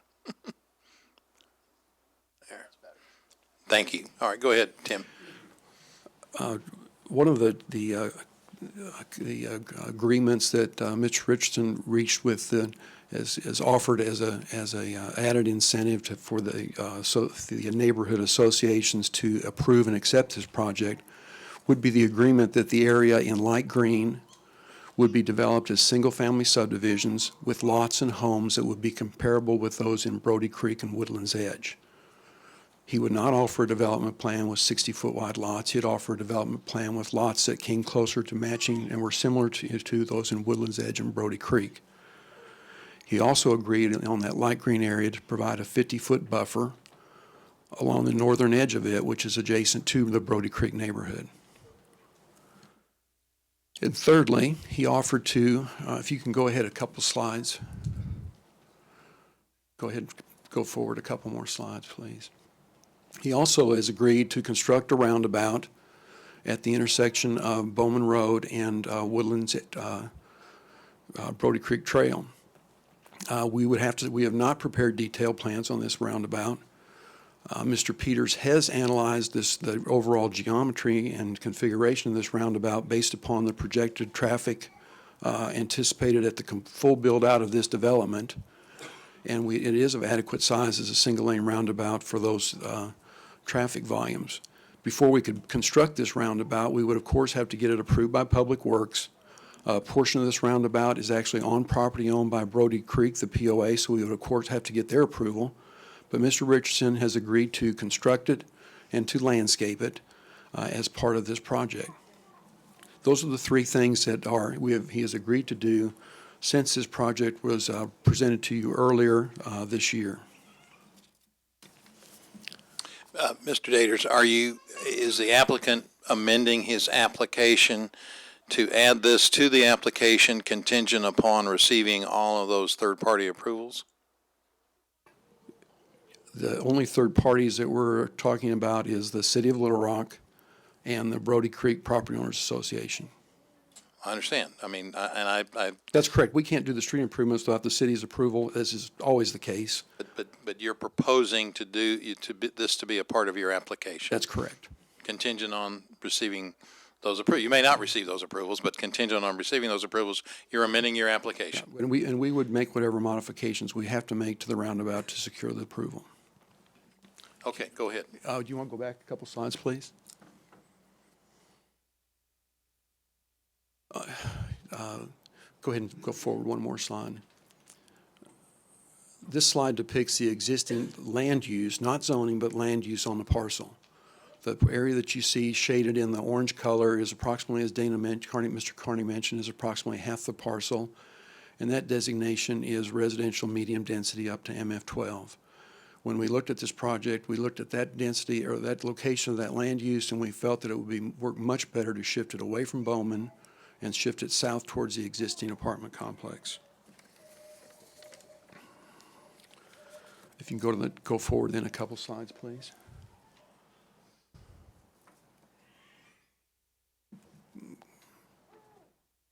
This is just a schematic of what we had worked about on the roundabout. There is a significant amount of right-of-way at that location. It's already 90 feet wide. So there is quite a bit of right-of-way in that location based upon, compared with other places along Canis Road. So if you'll please go forward again. In an effort to kind of put this into perspective and to get more of a bird's eye view of this project, this is looking west from Winterfern Cove. It's several hundred feet up in the air above the street level. And outlined in white there, you can see where this proposed addition of the multifamily development would be. It's about 700 feet across the woods right there. If you go to the next slide, please.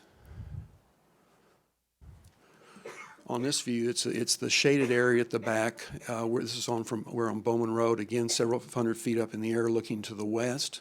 And you can see the outline of the multifamily area, which is along the northern and western portion of the existing multifamily complex. If you go to the next slide, please. Go ahead, please, to the next one. This is the master street plan for the area. And what you see is the proposed southern extension of South Trail Drive. Coming down from the roundabout is the dashed line that runs along the western side of the creek and connects down with in the dash green line, you can see the future planned extension of West 36th Street. So this property is 70 acres, which has got a collector street on the west end, a minor arterial on the east side, and 36th Street, which will be a minor arterial extension as shown on the master street plan to the south. Next slide, please.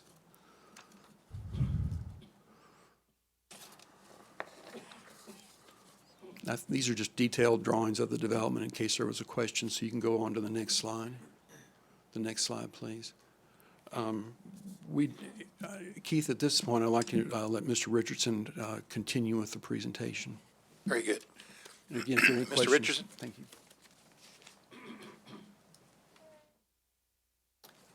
Good afternoon, Mayor, Vice Mayor, members of the board. My name is Keith Richardson with Richardson Properties, and I own the Point at Brody Creek at 3400 South Bowman. I purchased the 95-acre tract of land in 2010 and spent the last 5 years developing the property. This proposal, to make sure everybody understands, is not a new apartment complex. I know a lot of the social media thinking is it out into the public Would you pull that domain. microphone a little closer, please? Sure. Sorry about that. But once again, this is a second phase of the Point at Brody Creek. With our current projects on Bowman Road, we will have invested over $100 million on the corridor. This is the main reason I'm here tonight. Just like most of the members of the audience tonight, they're concerned about the value of their homes. Me, I'm concerned equally about the value of the two projects that we're developing right now. The property, the future land use is, is multifamily, and with the success of the property that we've done, we feel very certain that other multifamily developers will come and try to develop the property right next to us. And our biggest fear is they don't have the same foresight on the quality of the project as we've built. That's kind of our main concern on the project. And if we could go through some of the slides, I'd like the board to see our current development that we finished last year. The clubhouse is a 30,000 square foot clubhouse that's open every day, 7 days a week, from 8 o'clock in the morning till 10 o'clock each and every night. Excuse me, I had a cold this past week. If you'll continue the slide, please. In addition to the 30,000 square foot clubhouse, we've also built a 5,500 square foot resort style pool. in the property. As they said, we have 503 apartments, and we built this in three separate phases. Can you continue? We've got about 10 or 15 slides, if you just kind of slowly go through each one of them. In the clubhouse, we've got a sports lounge, we've got a covered patio area, we've got a kids' playground area, a putting green for the residents, we've got a dog park, we've got a large fitness center that's open 24 hours a day to all of our residents. We've got a virtual workout room that's in our clubhouse that people can use it by reserving it on a daily basis. And inside the fitness center is a play area for the kids to play while the parents work out. This is a picture of our main entrance of the clubhouse. Our theater, we have 85 seats that we use, our residents use for to watch movies, and also if there's meetings are requested, we reserve this for our residents to use as well. It's a night view of the property that's open until 10 every night. We've got a conference room in the property. We've got a wine room, a tasting room, a poker room that the residents can use. This is an interior shot of our apartment complex. It's not your typical apartment that you think of. We've got every unit. This is a typical unit of it. It's got granite countertops. It's got laminate floors, side-by-side refrigerators. The property is like a $200,000 condominium or $250,000 condominium. We took great strides to build as high-quality project as we possibly could, and that's why this project has been so successful for us. More interior space. Starting in September of 2015 last year, I started meeting with the Brody Creek and the Woodlands Edge board, HOA board, trying to get a development plan that they were comfortable with. So we went back and forth on several variations, and this is the final variation that we came with that everyone agreed to. But I would like to just go through some of the points the concessions that I've actually made with the boards at this point. We agreed to build the new apartments off and hidden from Bowman Road with access only through our existing property. We keep the property next to Brody Creek deed restricted that would never be used for any other multifamily if this project is approved tonight. We also agreed to do the half-street improvements all along Bowman, which is about a $750,000 cost, to answer one of the board members' question on what we're willing to spend for that. After I felt like I had both the HOA's board approval, then the residents felt like they didn't have a say in the matter. I once again met with the residents of both Woodlands Edge and Brody Creek. And after meeting with them, that's where the roundabout came about. We agreed to pay for the roundabout, which we're estimating at about $325,000 to $350,000 our cost. The city, I think, Director Wright, probably $700,000 is what it would cost the city if they did it. We also, as Tim said, we agreed to build the lots 85 foot in size to be very comparable to Woodlands Edge, so therefore that the home values would stay consistent with the area. And then in the final concession that we agreed to do is along the property line. We agreed from subdivision to subdivision to add an additional 50 feet of green space to help screen the area. And you asked the question on what's been spent on the roads. Since we started our first project, we'll have spent, when this is complete, over $2.5 million of city improvements along the corridor of Bowman Road and 36th Street. So we've got a substantial investment in the area.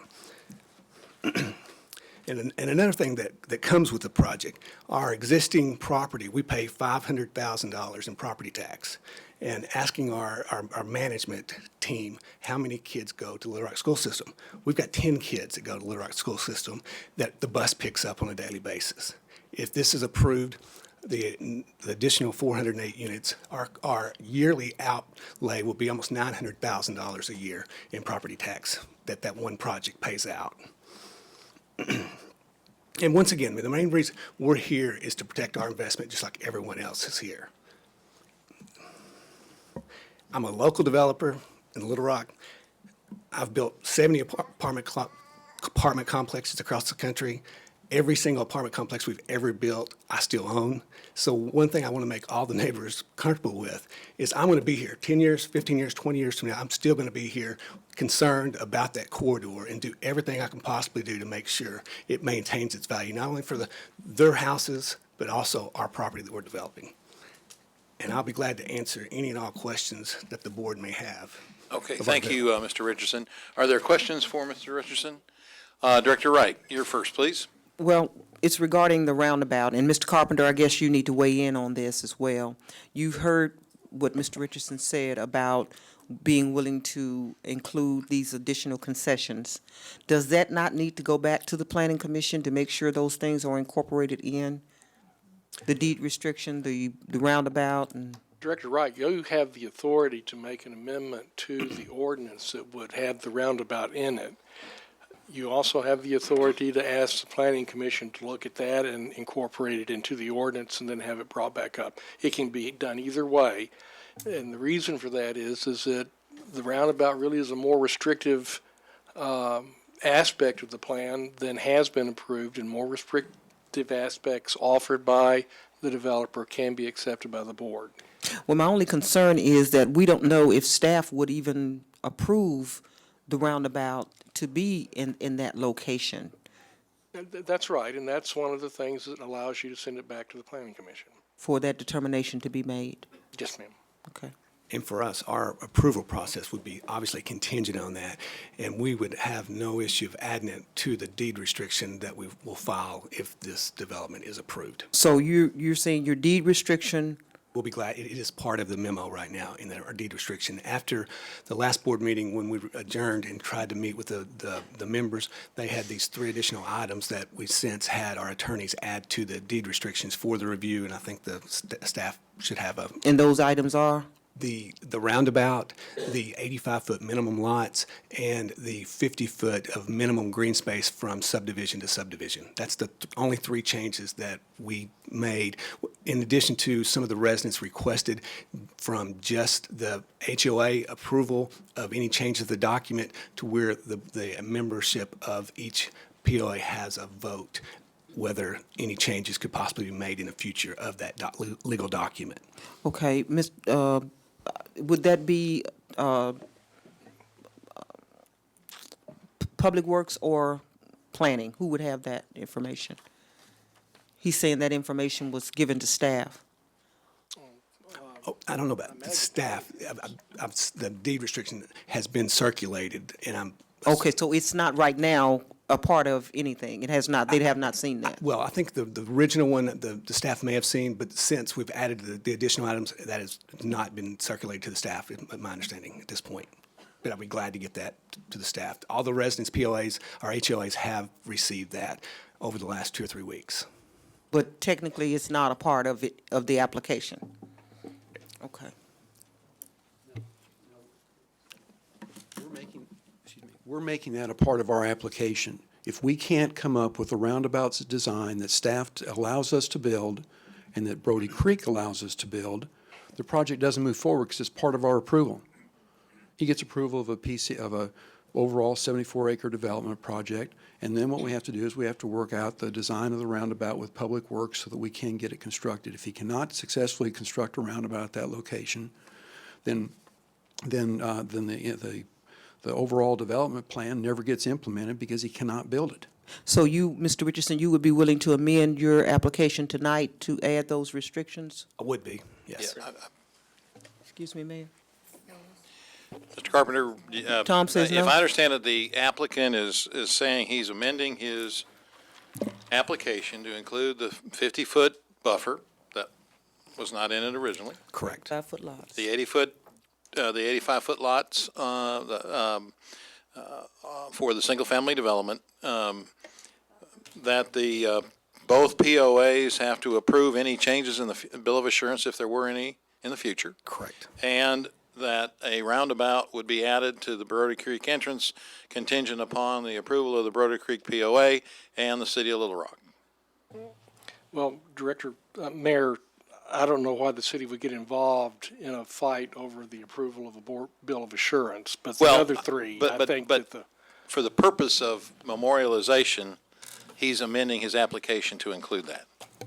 And I'm saying that I don't think you should consider any aspects of a bill of assurance as part of a zoning matter. Well, he's But it- volunteering that, so I guess that's the point. You're right, Your Honor, but you'll have to remember, 25 years from now, when I'm Wormwood, somebody's going to come up here and say, this wasn't done this way, and the city is thrown into the middle of a fight over a bill of assurance. You don't usually put those into zoning ordinances. In terms of the 50-foot buffer, the 85-foot lot size for single family, and the roundabout, yes, those are appropriate amendments. And I see Mr. Grooms in the audience, and I assume he's going to nod his head and say that he's going to put, for the purpose of the citizens that are here, he's going to put that contingency in there about an approval by the board, by the various POAs of any changes in the future bill of assurance. That's correct, sir. And it's actually not really a bill of assurance. We're going to do a declaration of restrictions. The declaration of restrictions has been drafted by me, and it makes these POAs third-party beneficiaries with the right to go sue and get an injunction if something is done wrong. And I only elaborated on that just so that everybody is on the same playing board on this issue. Okay, very good. Are there other questions, Director Wright, that you have? So, Mr. Carpenter, with these changes, we can say that that has been added to the application, since he's willing to do that? You can say that the application is amended to include those changes if you wish to do so. Okay. All right, Director Wyrick, you're recognized next, please. Thank you, Mayor.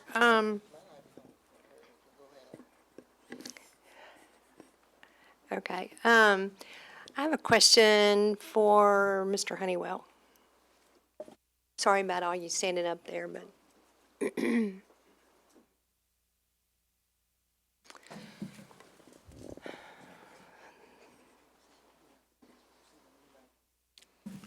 Yes, ma'am. I'm not a public works engineer. I'm just a little old girl from Southwest Little Rock. The roundabout. Yes, ma'am. Have you seen the details on the roundabout? There's not been a detailed design of the roundabout to this point, but we have looked at how a roundabout, we've modeled a roundabout, as well as the applicant has modeled the roundabout through traffic engineering software And to this see is how at- that would function. This is at Brody Creek and Bowman Road, Yes, ma'am. and I don't know if you were here, but I think it was last Tuesday, I talked about my experience with the traffic backup back to the new apartments going north to Canis Road. And I don't know if that's typical. I've had people say it's not, but there was a line of traffic that people were stuck on Bowman Road with, the only access would be to go through Brody Creek or go whatever east direction to try to get off of Bowman Road. So if you've got a roundabout and it's single lane, how does that help with the traffic that's going north or south on Bowman Road? How does that help with the alleviation of the traffic? It may be something that people are talking about that's going to help them, but can you honestly say that that will help eliminate the lines of traffic that we see on north and south, running north and south? What does that do for us? A roundabout is not going to necessarily improve the flow of traffic on Bowman Road. What the roundabout will do will improve the access for people trying to get in and out of Brody Creek and Woodlands Edge. Okay.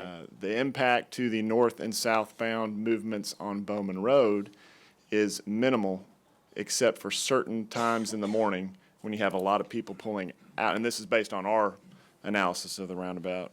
When you have a large number of people exiting Brody Creek and wanting to go left around the roundabout and go north towards Canis, they have the right-of-way over people coming northbound on Bowman Road. So Bowman Road has to yield to the people coming out of Brody Creek.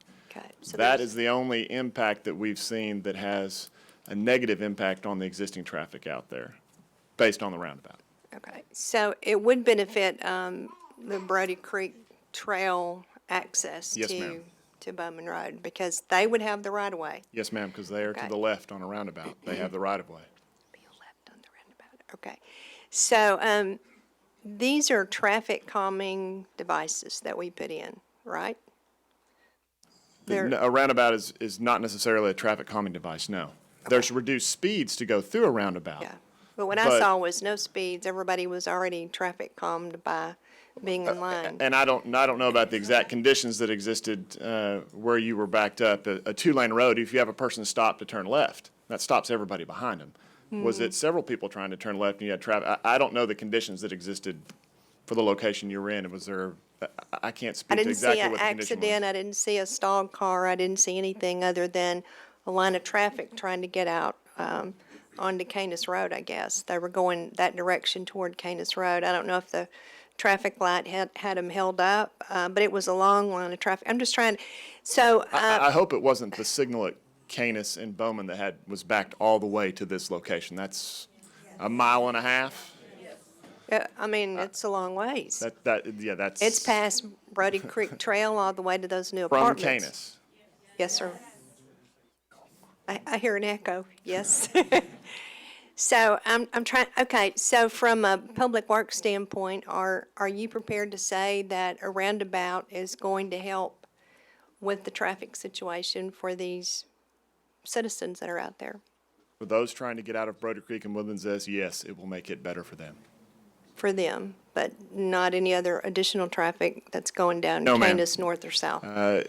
To make Bowman Road have more capacity, you have to increase the width of it, increase intersection at Canis and Bowman, which is a project we're undertaking now. Not all legs of it, but what we can get funded right now, that's what we're improving. So there's- I'm sorry. Go ahead, I'm sorry.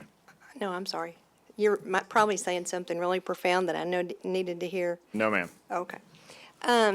So they're prepared, or they have made an amendment to this project to do the roundabout. Are you prepared to say that it will work for the traffic congestion on Canis and Brody Creek Trail and that general area? Because typically you would look at. This roundabout does not, its distance from the Canis and Bowman intersection, it's not going to impact that traffic on Bowman in relation to the Canis and Bowman intersection. Okay. Other than the people in the AM peak hour This are was going to. 3:30 on a Saturday afternoon. But that has no bearing on this roundabout at this exact intersection. The traffic was backed up past this intersection. The traffic on Bowman? Yes. Okay. Like I said before, this is not going to impact traffic moving north and south on Bowman Road Okay. I think- negatively, except for the mornings with the Brody Creek traffic trying So to exit it Brody allows Creek. them to have the right of way to get out. Okay. ma'am. So are you prepared to accept this roundabout as a part of our public works flow and ebb on Bowman Road? If we can work out design details that fit within the parameters of what they're willing to build, yes. Okay, but tonight you're not. We're voting on it tonight. So tonight you're not ready, or you're not prepared to say that this roundabout would work. I'm saying the roundabout would work there, but until it's detailed and designed, I can't say they're going to build. I don't know what exactly they're going to build, so until we have a detailed design, I can't say, yes, we're going to approve no matter what they bring to us. But a concept of a roundabout will work here, yes. So let me ask you this. I'm full of questions tonight. So typically, when you have a project like this that comes before or comes to the city, you as a public works department would look at the roundabout and you would know all of the aspects of the roundabout before it goes to the planning commission or before it goes to the board? No, in this type of development, the detailed design is not done as part of the approval. Okay. That's done after the project is approved. Then they have to submit to us detailed design drawings that we have to review and approve before they can get permission to build it. Okay, that's And it's a what I was condition trying of to them get getting to. occupancy to their development that they want to do. They have to have this road built to our approval. Okay, thank you. You're welcome. And I think that's what Mr. Daters indicated, is that if that never got approved, then this whole application would not get approved, wouldn't get built. Okay, Director Hancock, you're recognized, please. Yes, we was trying to add a while ago how many units At this time, there's 1,243 units approved for that area, and with this addition, it'd be 1,641 units for that area. Mr. Richardson, can you tell me why you're not Yes, Director. interested in doing single-family for this whole property? I would love to, but the cost of the land that Ms. Spatz has on this property for almost 100 years will not allow for single-family subdivision with the cost of the land acquisition. In her mind, the future land use is the multifamily on the front. Therefore, her broker has suggested what value that should be placed on the property, and we obviously came to minds on price. Since you have not already purchased this property, according to paperwork that we got today, you have just made an option on this property. It's an offer and acceptance on approval that we can either move forward or not. That is correct. So could you not buy a smaller piece of this property and do single-family on it and make it, Director Hancock, that's not an appropriate question on a zoning matter. okay? I'm not a single-family developer. I mean, but that's, I've made all the concessions I possibly could to be able to give all the residents what they want and still financially make this Well, I deal work cannot for us. support your apartment, so I'm just trying to figure a way that I could support you because I can't support this apartments. Well, I can So, respect that. Thank you. Director Kazart, you're recognized, please. Well, Mayor, I just want to, I think I'm kind of in agreement with Tom. The proposed amendments, all but one of them are fine and typical of any amendment a developer would propose, but the proposed amendment that would create a deed restriction or a bill of assurance or however they want to structure it, I'm fearful puts us in the position that we do not take and should not take of having to enforce either a deed restriction or a bill of assurance when we're not parties to that. I understand what the applicant wants to do, but I'm not comfortable putting the city in that situation. And I think that issue was clarified by Mr. Carpenter's comments on that, so that is not a part of what the offer of the amended application is not, I mean, it was simply notice to the citizens that are out here of what the developer intends to do relative to a bill of assurance and a deed restriction. But does that not So say it's not part of the amended application. The 50-foot buffer, the 85-foot lots, and the roundabout are the only issues that are Okay. part of an amended application. So the deed restriction or the bill of assurance or however they want to structure it is That's correct. I'm sorry, I hit. Go. Okay. Director Campiris, you're recognized. Tom, let me ask you a question. And maybe I was asleep one day, but I've never thought that we've ever taken a situation where we said we accepted a change that was then contingent upon someone else approving the change. Are you talking about the roundabout? Yes. I couldn't think of one either. I mean, I had another question on that, and Mr. Richardson says he's going to be here, but with all due respect, if something happens to Mr. Richardson tomorrow and you've approved a roundabout there and the next developer doesn't want to do it, then you're going to go through having to rezone this with a roundabout where the developer doesn't want to do it, and we've already told the people that's what would be there, and does that create a problem on the property? That's an issue I think that needs to be considered. Well, y'all have to walk me through that before I can, I think that's a real dangerous precedent BJ, we ever done anything like that before? That is just.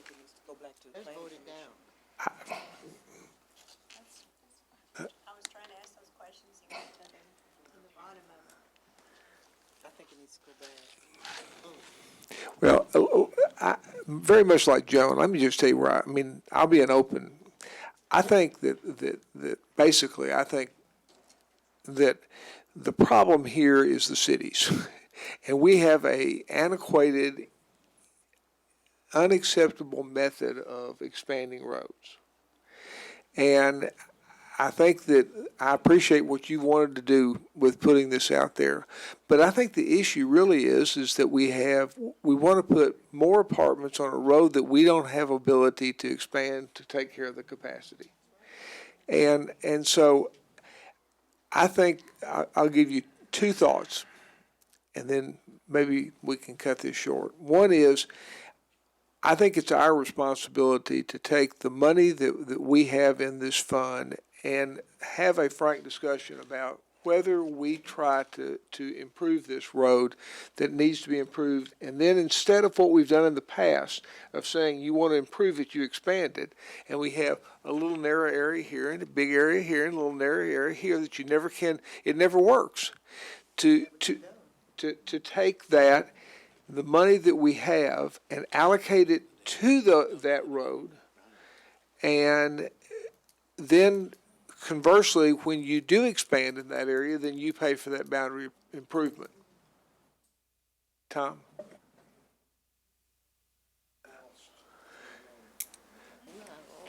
Well, and I apologize, but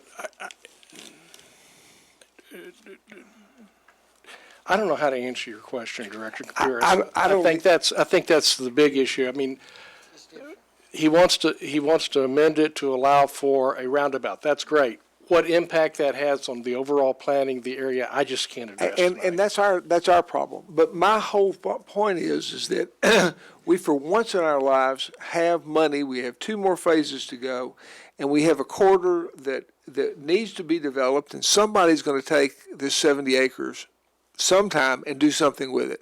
And my inclination is that whoever's selling it isn't going to say, I'm going to give it to you in a bargain basement to put in 85-foot front houses. I mean, I don't know who's selling it, but that's my inclination. And secondly, I think we're in really dangerous ground to accept your thing saying that we're going to do something that we have no control, we can't accept because it's the POA. May I respond to that, Director Capris? I'd love for you to, Tim. I'm going to try to simplify this if possible. When you're talking about the approval of the POA, unless the POA, we either have to build the roundabout in property that we own, property that the city has the right-of-way, or property that the POA owns. And unless the POA approves, unless they deed that property to us, and we're able to design and build the roundabout, then even if you approve it tonight, when we go get our building permit, we can't build. So it's real simple. The only approval the POA has is once they see the design of the roundabout, they'll either deed to us the right-of-way or they will not. There's no approval of the POA. The problem I've got is that you're being asked to approve a zoning application with a feature for which the requester doesn't have the authority of the owner to make the request. Exactly. And so I will make the second part of it. I think that we need to, as a board, discuss how we're going to use this money and if we're going to change our policy. Wait a minute. And that's a policy issue. And secondly, I'm going to make a motion, we send this back to the Planning Commission. Second. All right, there's a motion and a second to send this back to the Planning Commission. I'll now entertain discussion on the motion. Does the motion include to consider the 3 amendments that have been offered? Exactly. Yes. Exactly.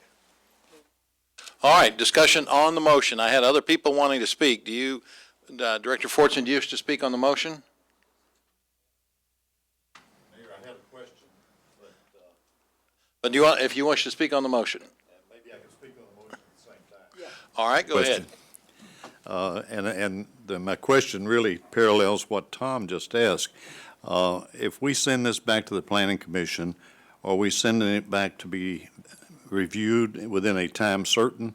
And are we putting restrictions on what should be reviewed or any kind of parameters on what's to happen once it gets back there? I mean, we've got, as I understood it, I'm like Brad and Dean, I got a little lost there on what we were going to do with some of these provisions, but we had a lot of discussion, but are we sending ordinance number 15 back to be reviewed? Are we sending that back, including tonight's discussion?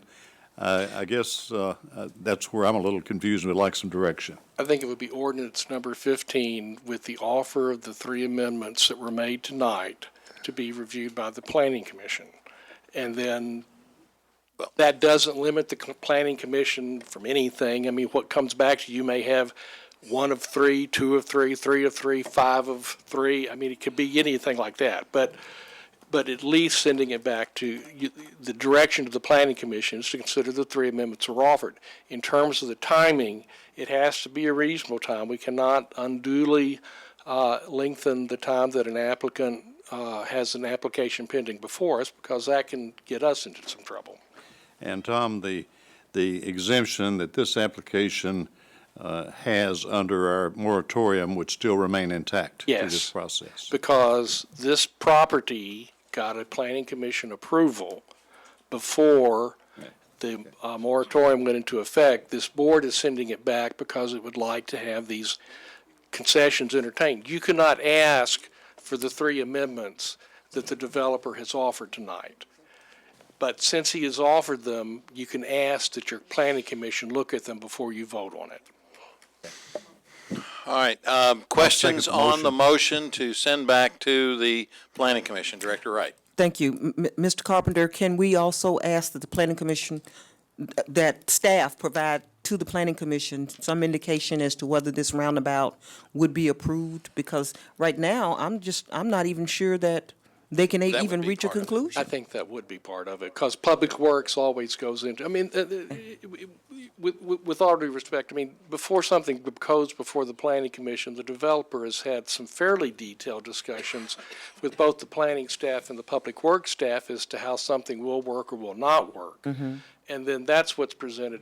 Tonight, you've got a very generous offer from the developer, but you don't have the background of either one of your departments saying this is how it would work. And that's what I'm interested in, and staff looked rather confused when I started asking those questions. Okay, so we'll have all of that information. Okay, thank you. Director Adcock on the motion to send back to the planning commission? Yes, Mr. Carpenter, Director Wright went partway into this with the moratorium that we have. The moratorium is looking at the whole area out there. So will the planning commission also look at how this is going to fit into the whole area? Because I see this roundabout sitting out here and the planning commission, and the staff coming back and saying, under the moratorium, that we need this, this, and this, and we have this roundabout sitting in the middle of everything. Director Adcock, I think it would be incumbent on them to do so. My comment particularly to Director Fortson was, this development, with or without the roundabout, whatever is decided at the planning commission will not be held up because of the roundabout.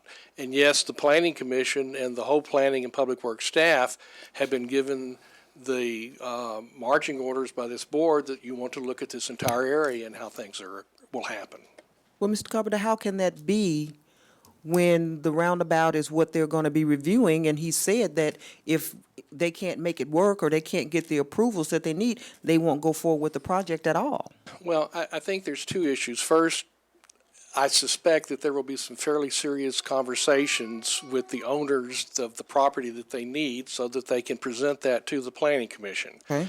So that takes care of the can they get the permissions part. In terms of the will it work part, I think that we plan roads all the time in an area, and part of what we look at, it's not that road at that specific spot, but how will it work with the entire area, and I think that's consistent with the moratorium. Okay. Mayor, I have Director- one other question. Go ahead, Director Adcock. Okay. I would like to ask you if we are going to hear any of the citizens tonight. Let me finish with the staff, with the directors first, and then we'll get to that. Director Hendricks, you're next, please. Thank you, Mayor. I think this is about the second time that this has come before this board. No. No, it's- Well, not to vote on, but we have talked about it. But I think it's an insult to the staff, number one. And as I have always said, if we can't abide by staff, we don't need them here. And I support the staff on this. I know that you have to be so many feet from the project to even complain. And I'm just curious as to whether the number of people that we have here live within 200 feet of this project. I know it goes all the way around. But again, I support staff and will always support staff. It's not an election. And whether it was an election or not, I would support staff. Director Hendricks, if I might, please. First off, staff hasn't looked at these 3 amendments. No, I mean what's before us right now. What's before you right now is an application with the 3 amendments. That's what I would be voting on tonight. Well, except staff hasn't looked at the 3 amendments. I'm So not staff, talking about amendments. I'm talking about what's on this agenda tonight. Is All that right, what we Mr. voted on? Carpenter, Is that what we're You're not going voting to on? change Director Hendricks' mind, okay? I learned that. You better believe it. All right, Director Richardson, you're recognized, please.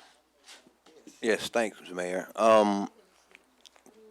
Tom, a couple of quick questions. I mean, in lieu of Dean's proposal or amendment, would it be fair to the process and fair to Mrs. Richardson, who I don't think I need to mention tonight? I think 3 weeks ago I mentioned I wasn't related to him as a point of clarification. I don't think I need to mention that tonight. Hopefully we all can see that tonight. Went to Stanford. Well, yes. Okay, thanks, Tom. To be fair to the whole process, should we put a time certain or a date certain on Dean's amendment? Director Richardson, you haven't done that in the past. Our office has continually advised both planning and the manager's office that we cannot dilly-dally on something of this nature. I suspect what would happen is, I think there's a meeting this week, actually. I doubt it would be on the meeting this week, but I think it would be on the next available meeting after the review process is in place, and then it would be back to y'all. Okay, great, because it seems like some of the questions we're posing, we're actually helping him determining how he's going to write his proposal, how he's going to come back to us. I know you're not proposing anything, Dean, but I think we need to be fair to the process, Tom, and we can have a time certain, a date certain on this. I'd be supportive of that. Otherwise, I wouldn't be supportive.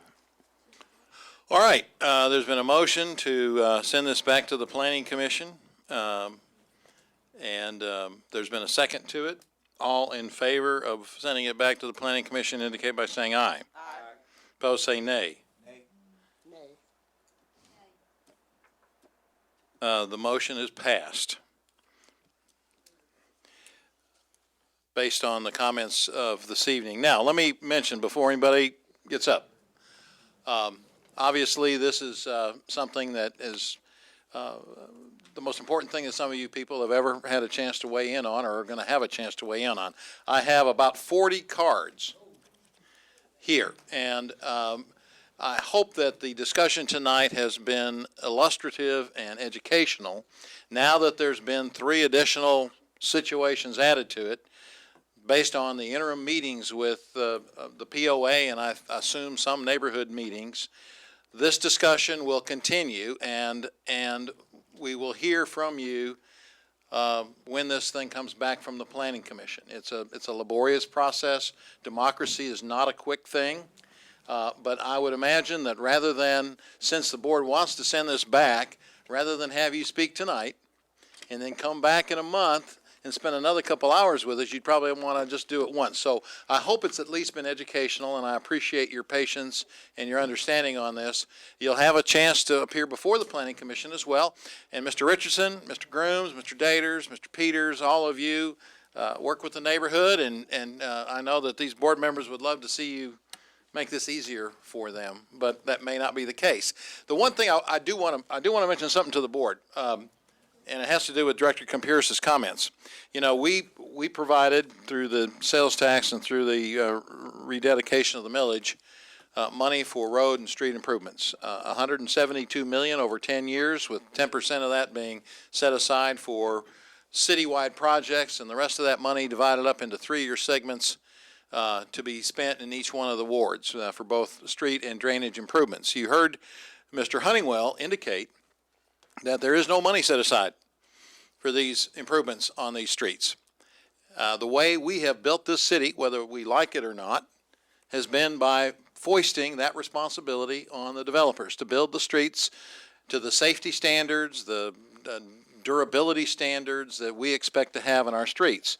So one of the factors that's at play here ultimately will be how, if, and when these streets ever get built to a standard that's going to take into account the growth of Western Little Rock in this area. So I just want people to understand that our ordinances, our boundary street ordinances, provide for a requirement that when developers do come through the process, they've got to build these boundary street developments. Director Adcock, you want to make a comment? Yes, I was going to ask if we could not have a spokesperson from this group. We've given the developer an hour and 10 minutes, and I feel like that the citizens should have a right to at least respond. Well, certainly, Director Adcock, if you want to make a motion and it So passes. move. And That it passes they the have board. 15 minutes just to a second. respond. Let me finish, please. If you want to make a motion to ask for there to be one person to speak as a representative of the citizens, you're entitled to do that, and we'll take a vote on it. So, So move. I move that we have one speaker from the group to respond. 15 minutes. we're not going to take, all right, there's both for and against on this, so when you open this door, you're going to have as many people as we want. So let me hear the motion. The motion is to give the other side 5 minutes to respond To the applicant's presentation. to the Is that right? applicant's presentation and to our decision. All right, that's the motion. Is there a second? There's a second to the motion. All right. Discussion on the motion. Anybody, I'm only going to take discussion on the motion, and then we'll get to any other discussion that might be appropriate. Director Wright, discussion on the motion. No. Director Richardson, discussion on the motion. Yes, Mayor, I think to be fair and balanced, if we're going to give this amount of time to the people who are opposing it, we need to do the same thing that for the people who are for it, in favor of it. I think, Joan, we've heard through a host of emails where the opposition stands on this, and we've mentioned this a couple of times tonight. We've all had an onslaught of emails, and I don't think that that's going to do them any good, nor do us any good. It has no impact on what we're going to do tonight. I mean, it's been sent back to the Planning Commission, and I just think that that's a needless motion or needless activity to draw out this night any longer, Mayor. It's already been laborious enough. Vice Mayor Hines? Director Adcock, I'll support your motion. If we do have residents from Brody Creek here that support this application, and if they're given equal time to the opposition, I'll support it. Well, the motion that is on the table is to allow the people in opposition to Mr. Richardson's application to speak for 5 minutes. There's no other motion before us. Are you amending your motion? All right, Director Adcock is on her own amending that motion to add the people that are in favor of this application. Is there a second is the person who amended that seconding that as well? All right, so we now have a motion to give 5 minutes to each side, those who support it and those who don't. I'm not sure who the designee might be, but we'll see if that happens. All in favor of the motion by Director Adcock indicate by saying aye. Opposed, say nay. All right, we have 5 minutes allowed for one person to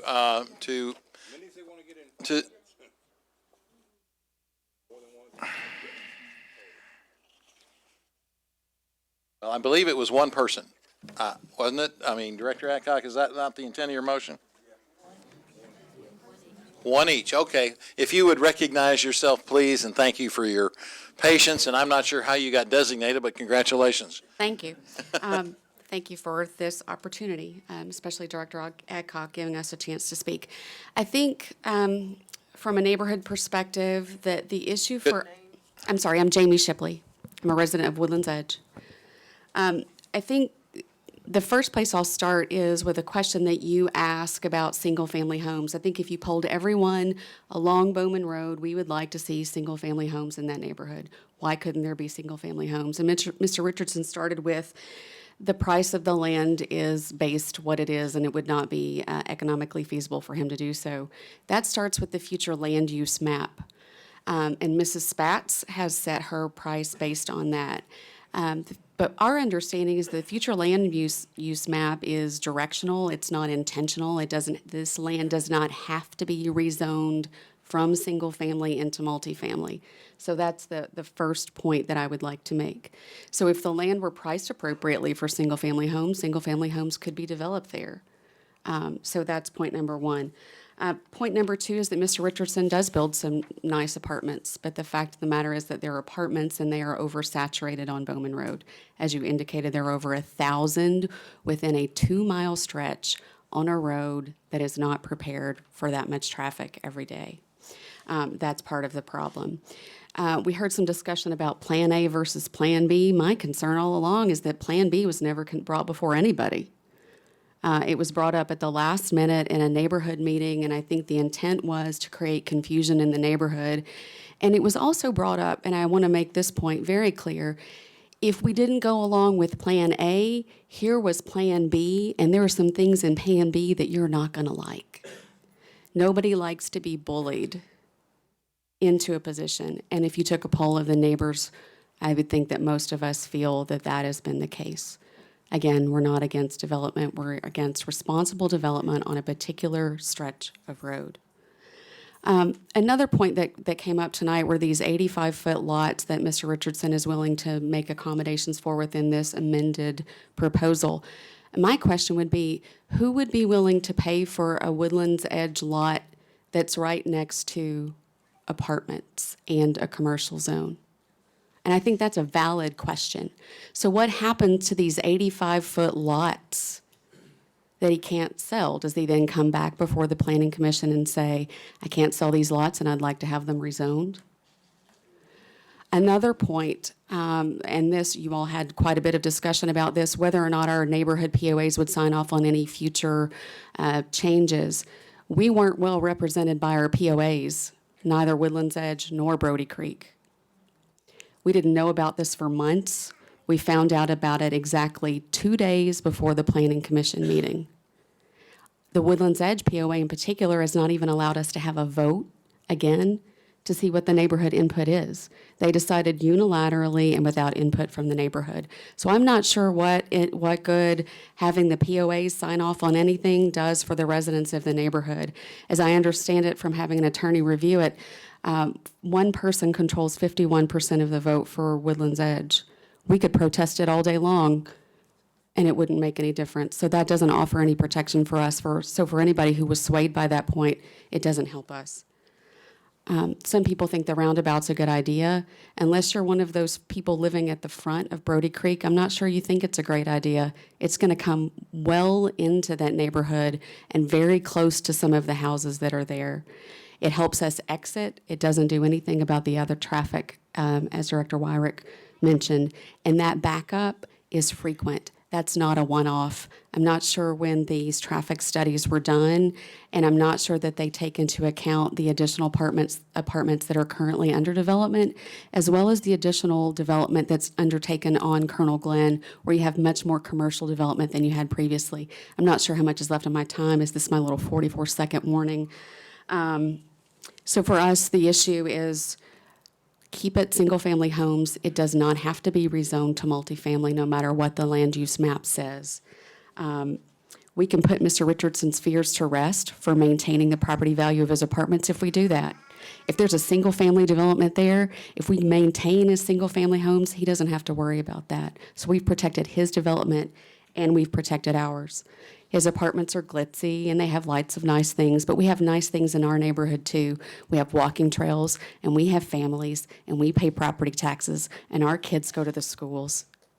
All of those things we have. We have a clubhouse and we have a pool. Thank you.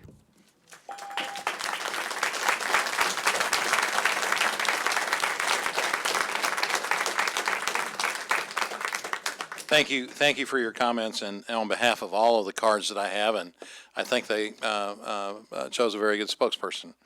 Okay, on the other side, Mr. Bowie? Is there a spokesperson for the other side?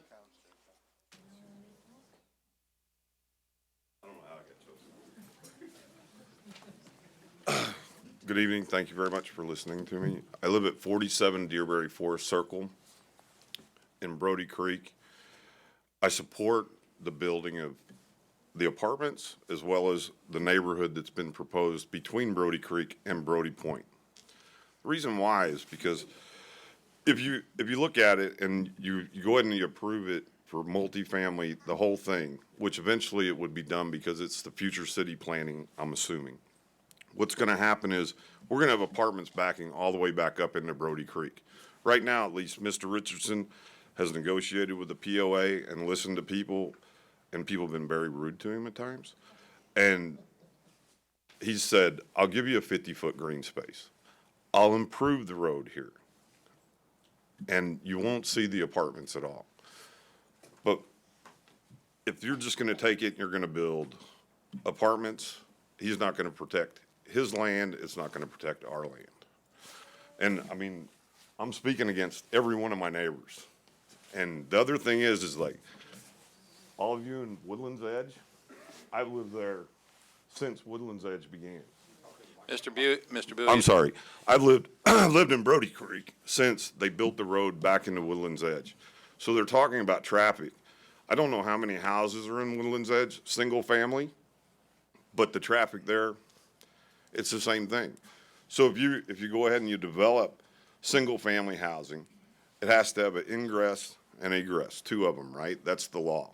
So it's gonna go through Woodlands Edge, or it's gonna go to Bowman, or it's gonna be both. So the traffic's gonna be there no matter what. And I think the biggest gripe was traffic, but it started out as something else. And it started out as land value and property value. And I understand all that, but you gotta look at what the guy did. He's done a fantastic job developing it. He's doing a good job developing on the other side. I know this because not only do I live in Brody Creek, but I go out of my house, I turn right and go to Bowman, and I work on Bowman. I've got a 110,000 square foot warehouse over off of 36th Street. So I know the whole traffic pattern there. And he's improved the whole thing. Used to be, they were talking about backups on traffic. I believe one of the directors was mentioning that.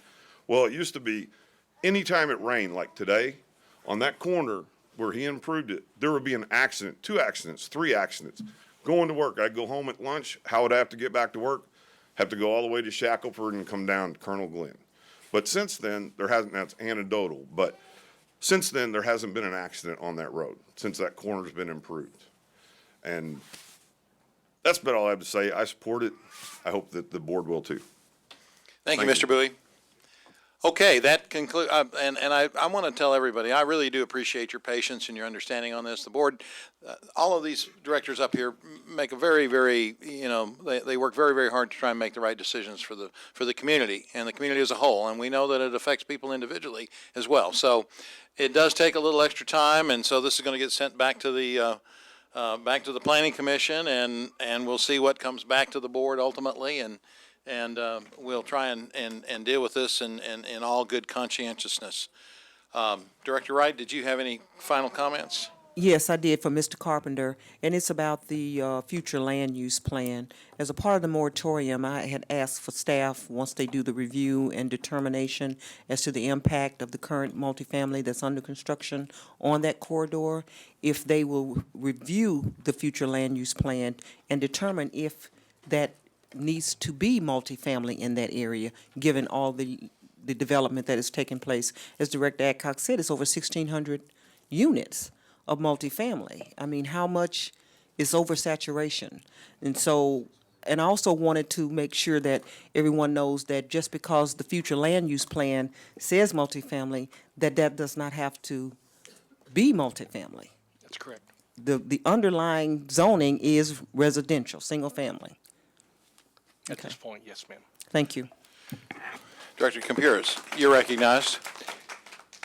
Mark, I know this isn't going to be a popular thing for you and Bruce and the planning commission to have, or the planning staff to have to do, but would y'all sit down and look at our policy about major intersections, about major roads, about how we spend money, and not come up with some proposal where we build it and then people pay us back forward at the prevailing rate at that time?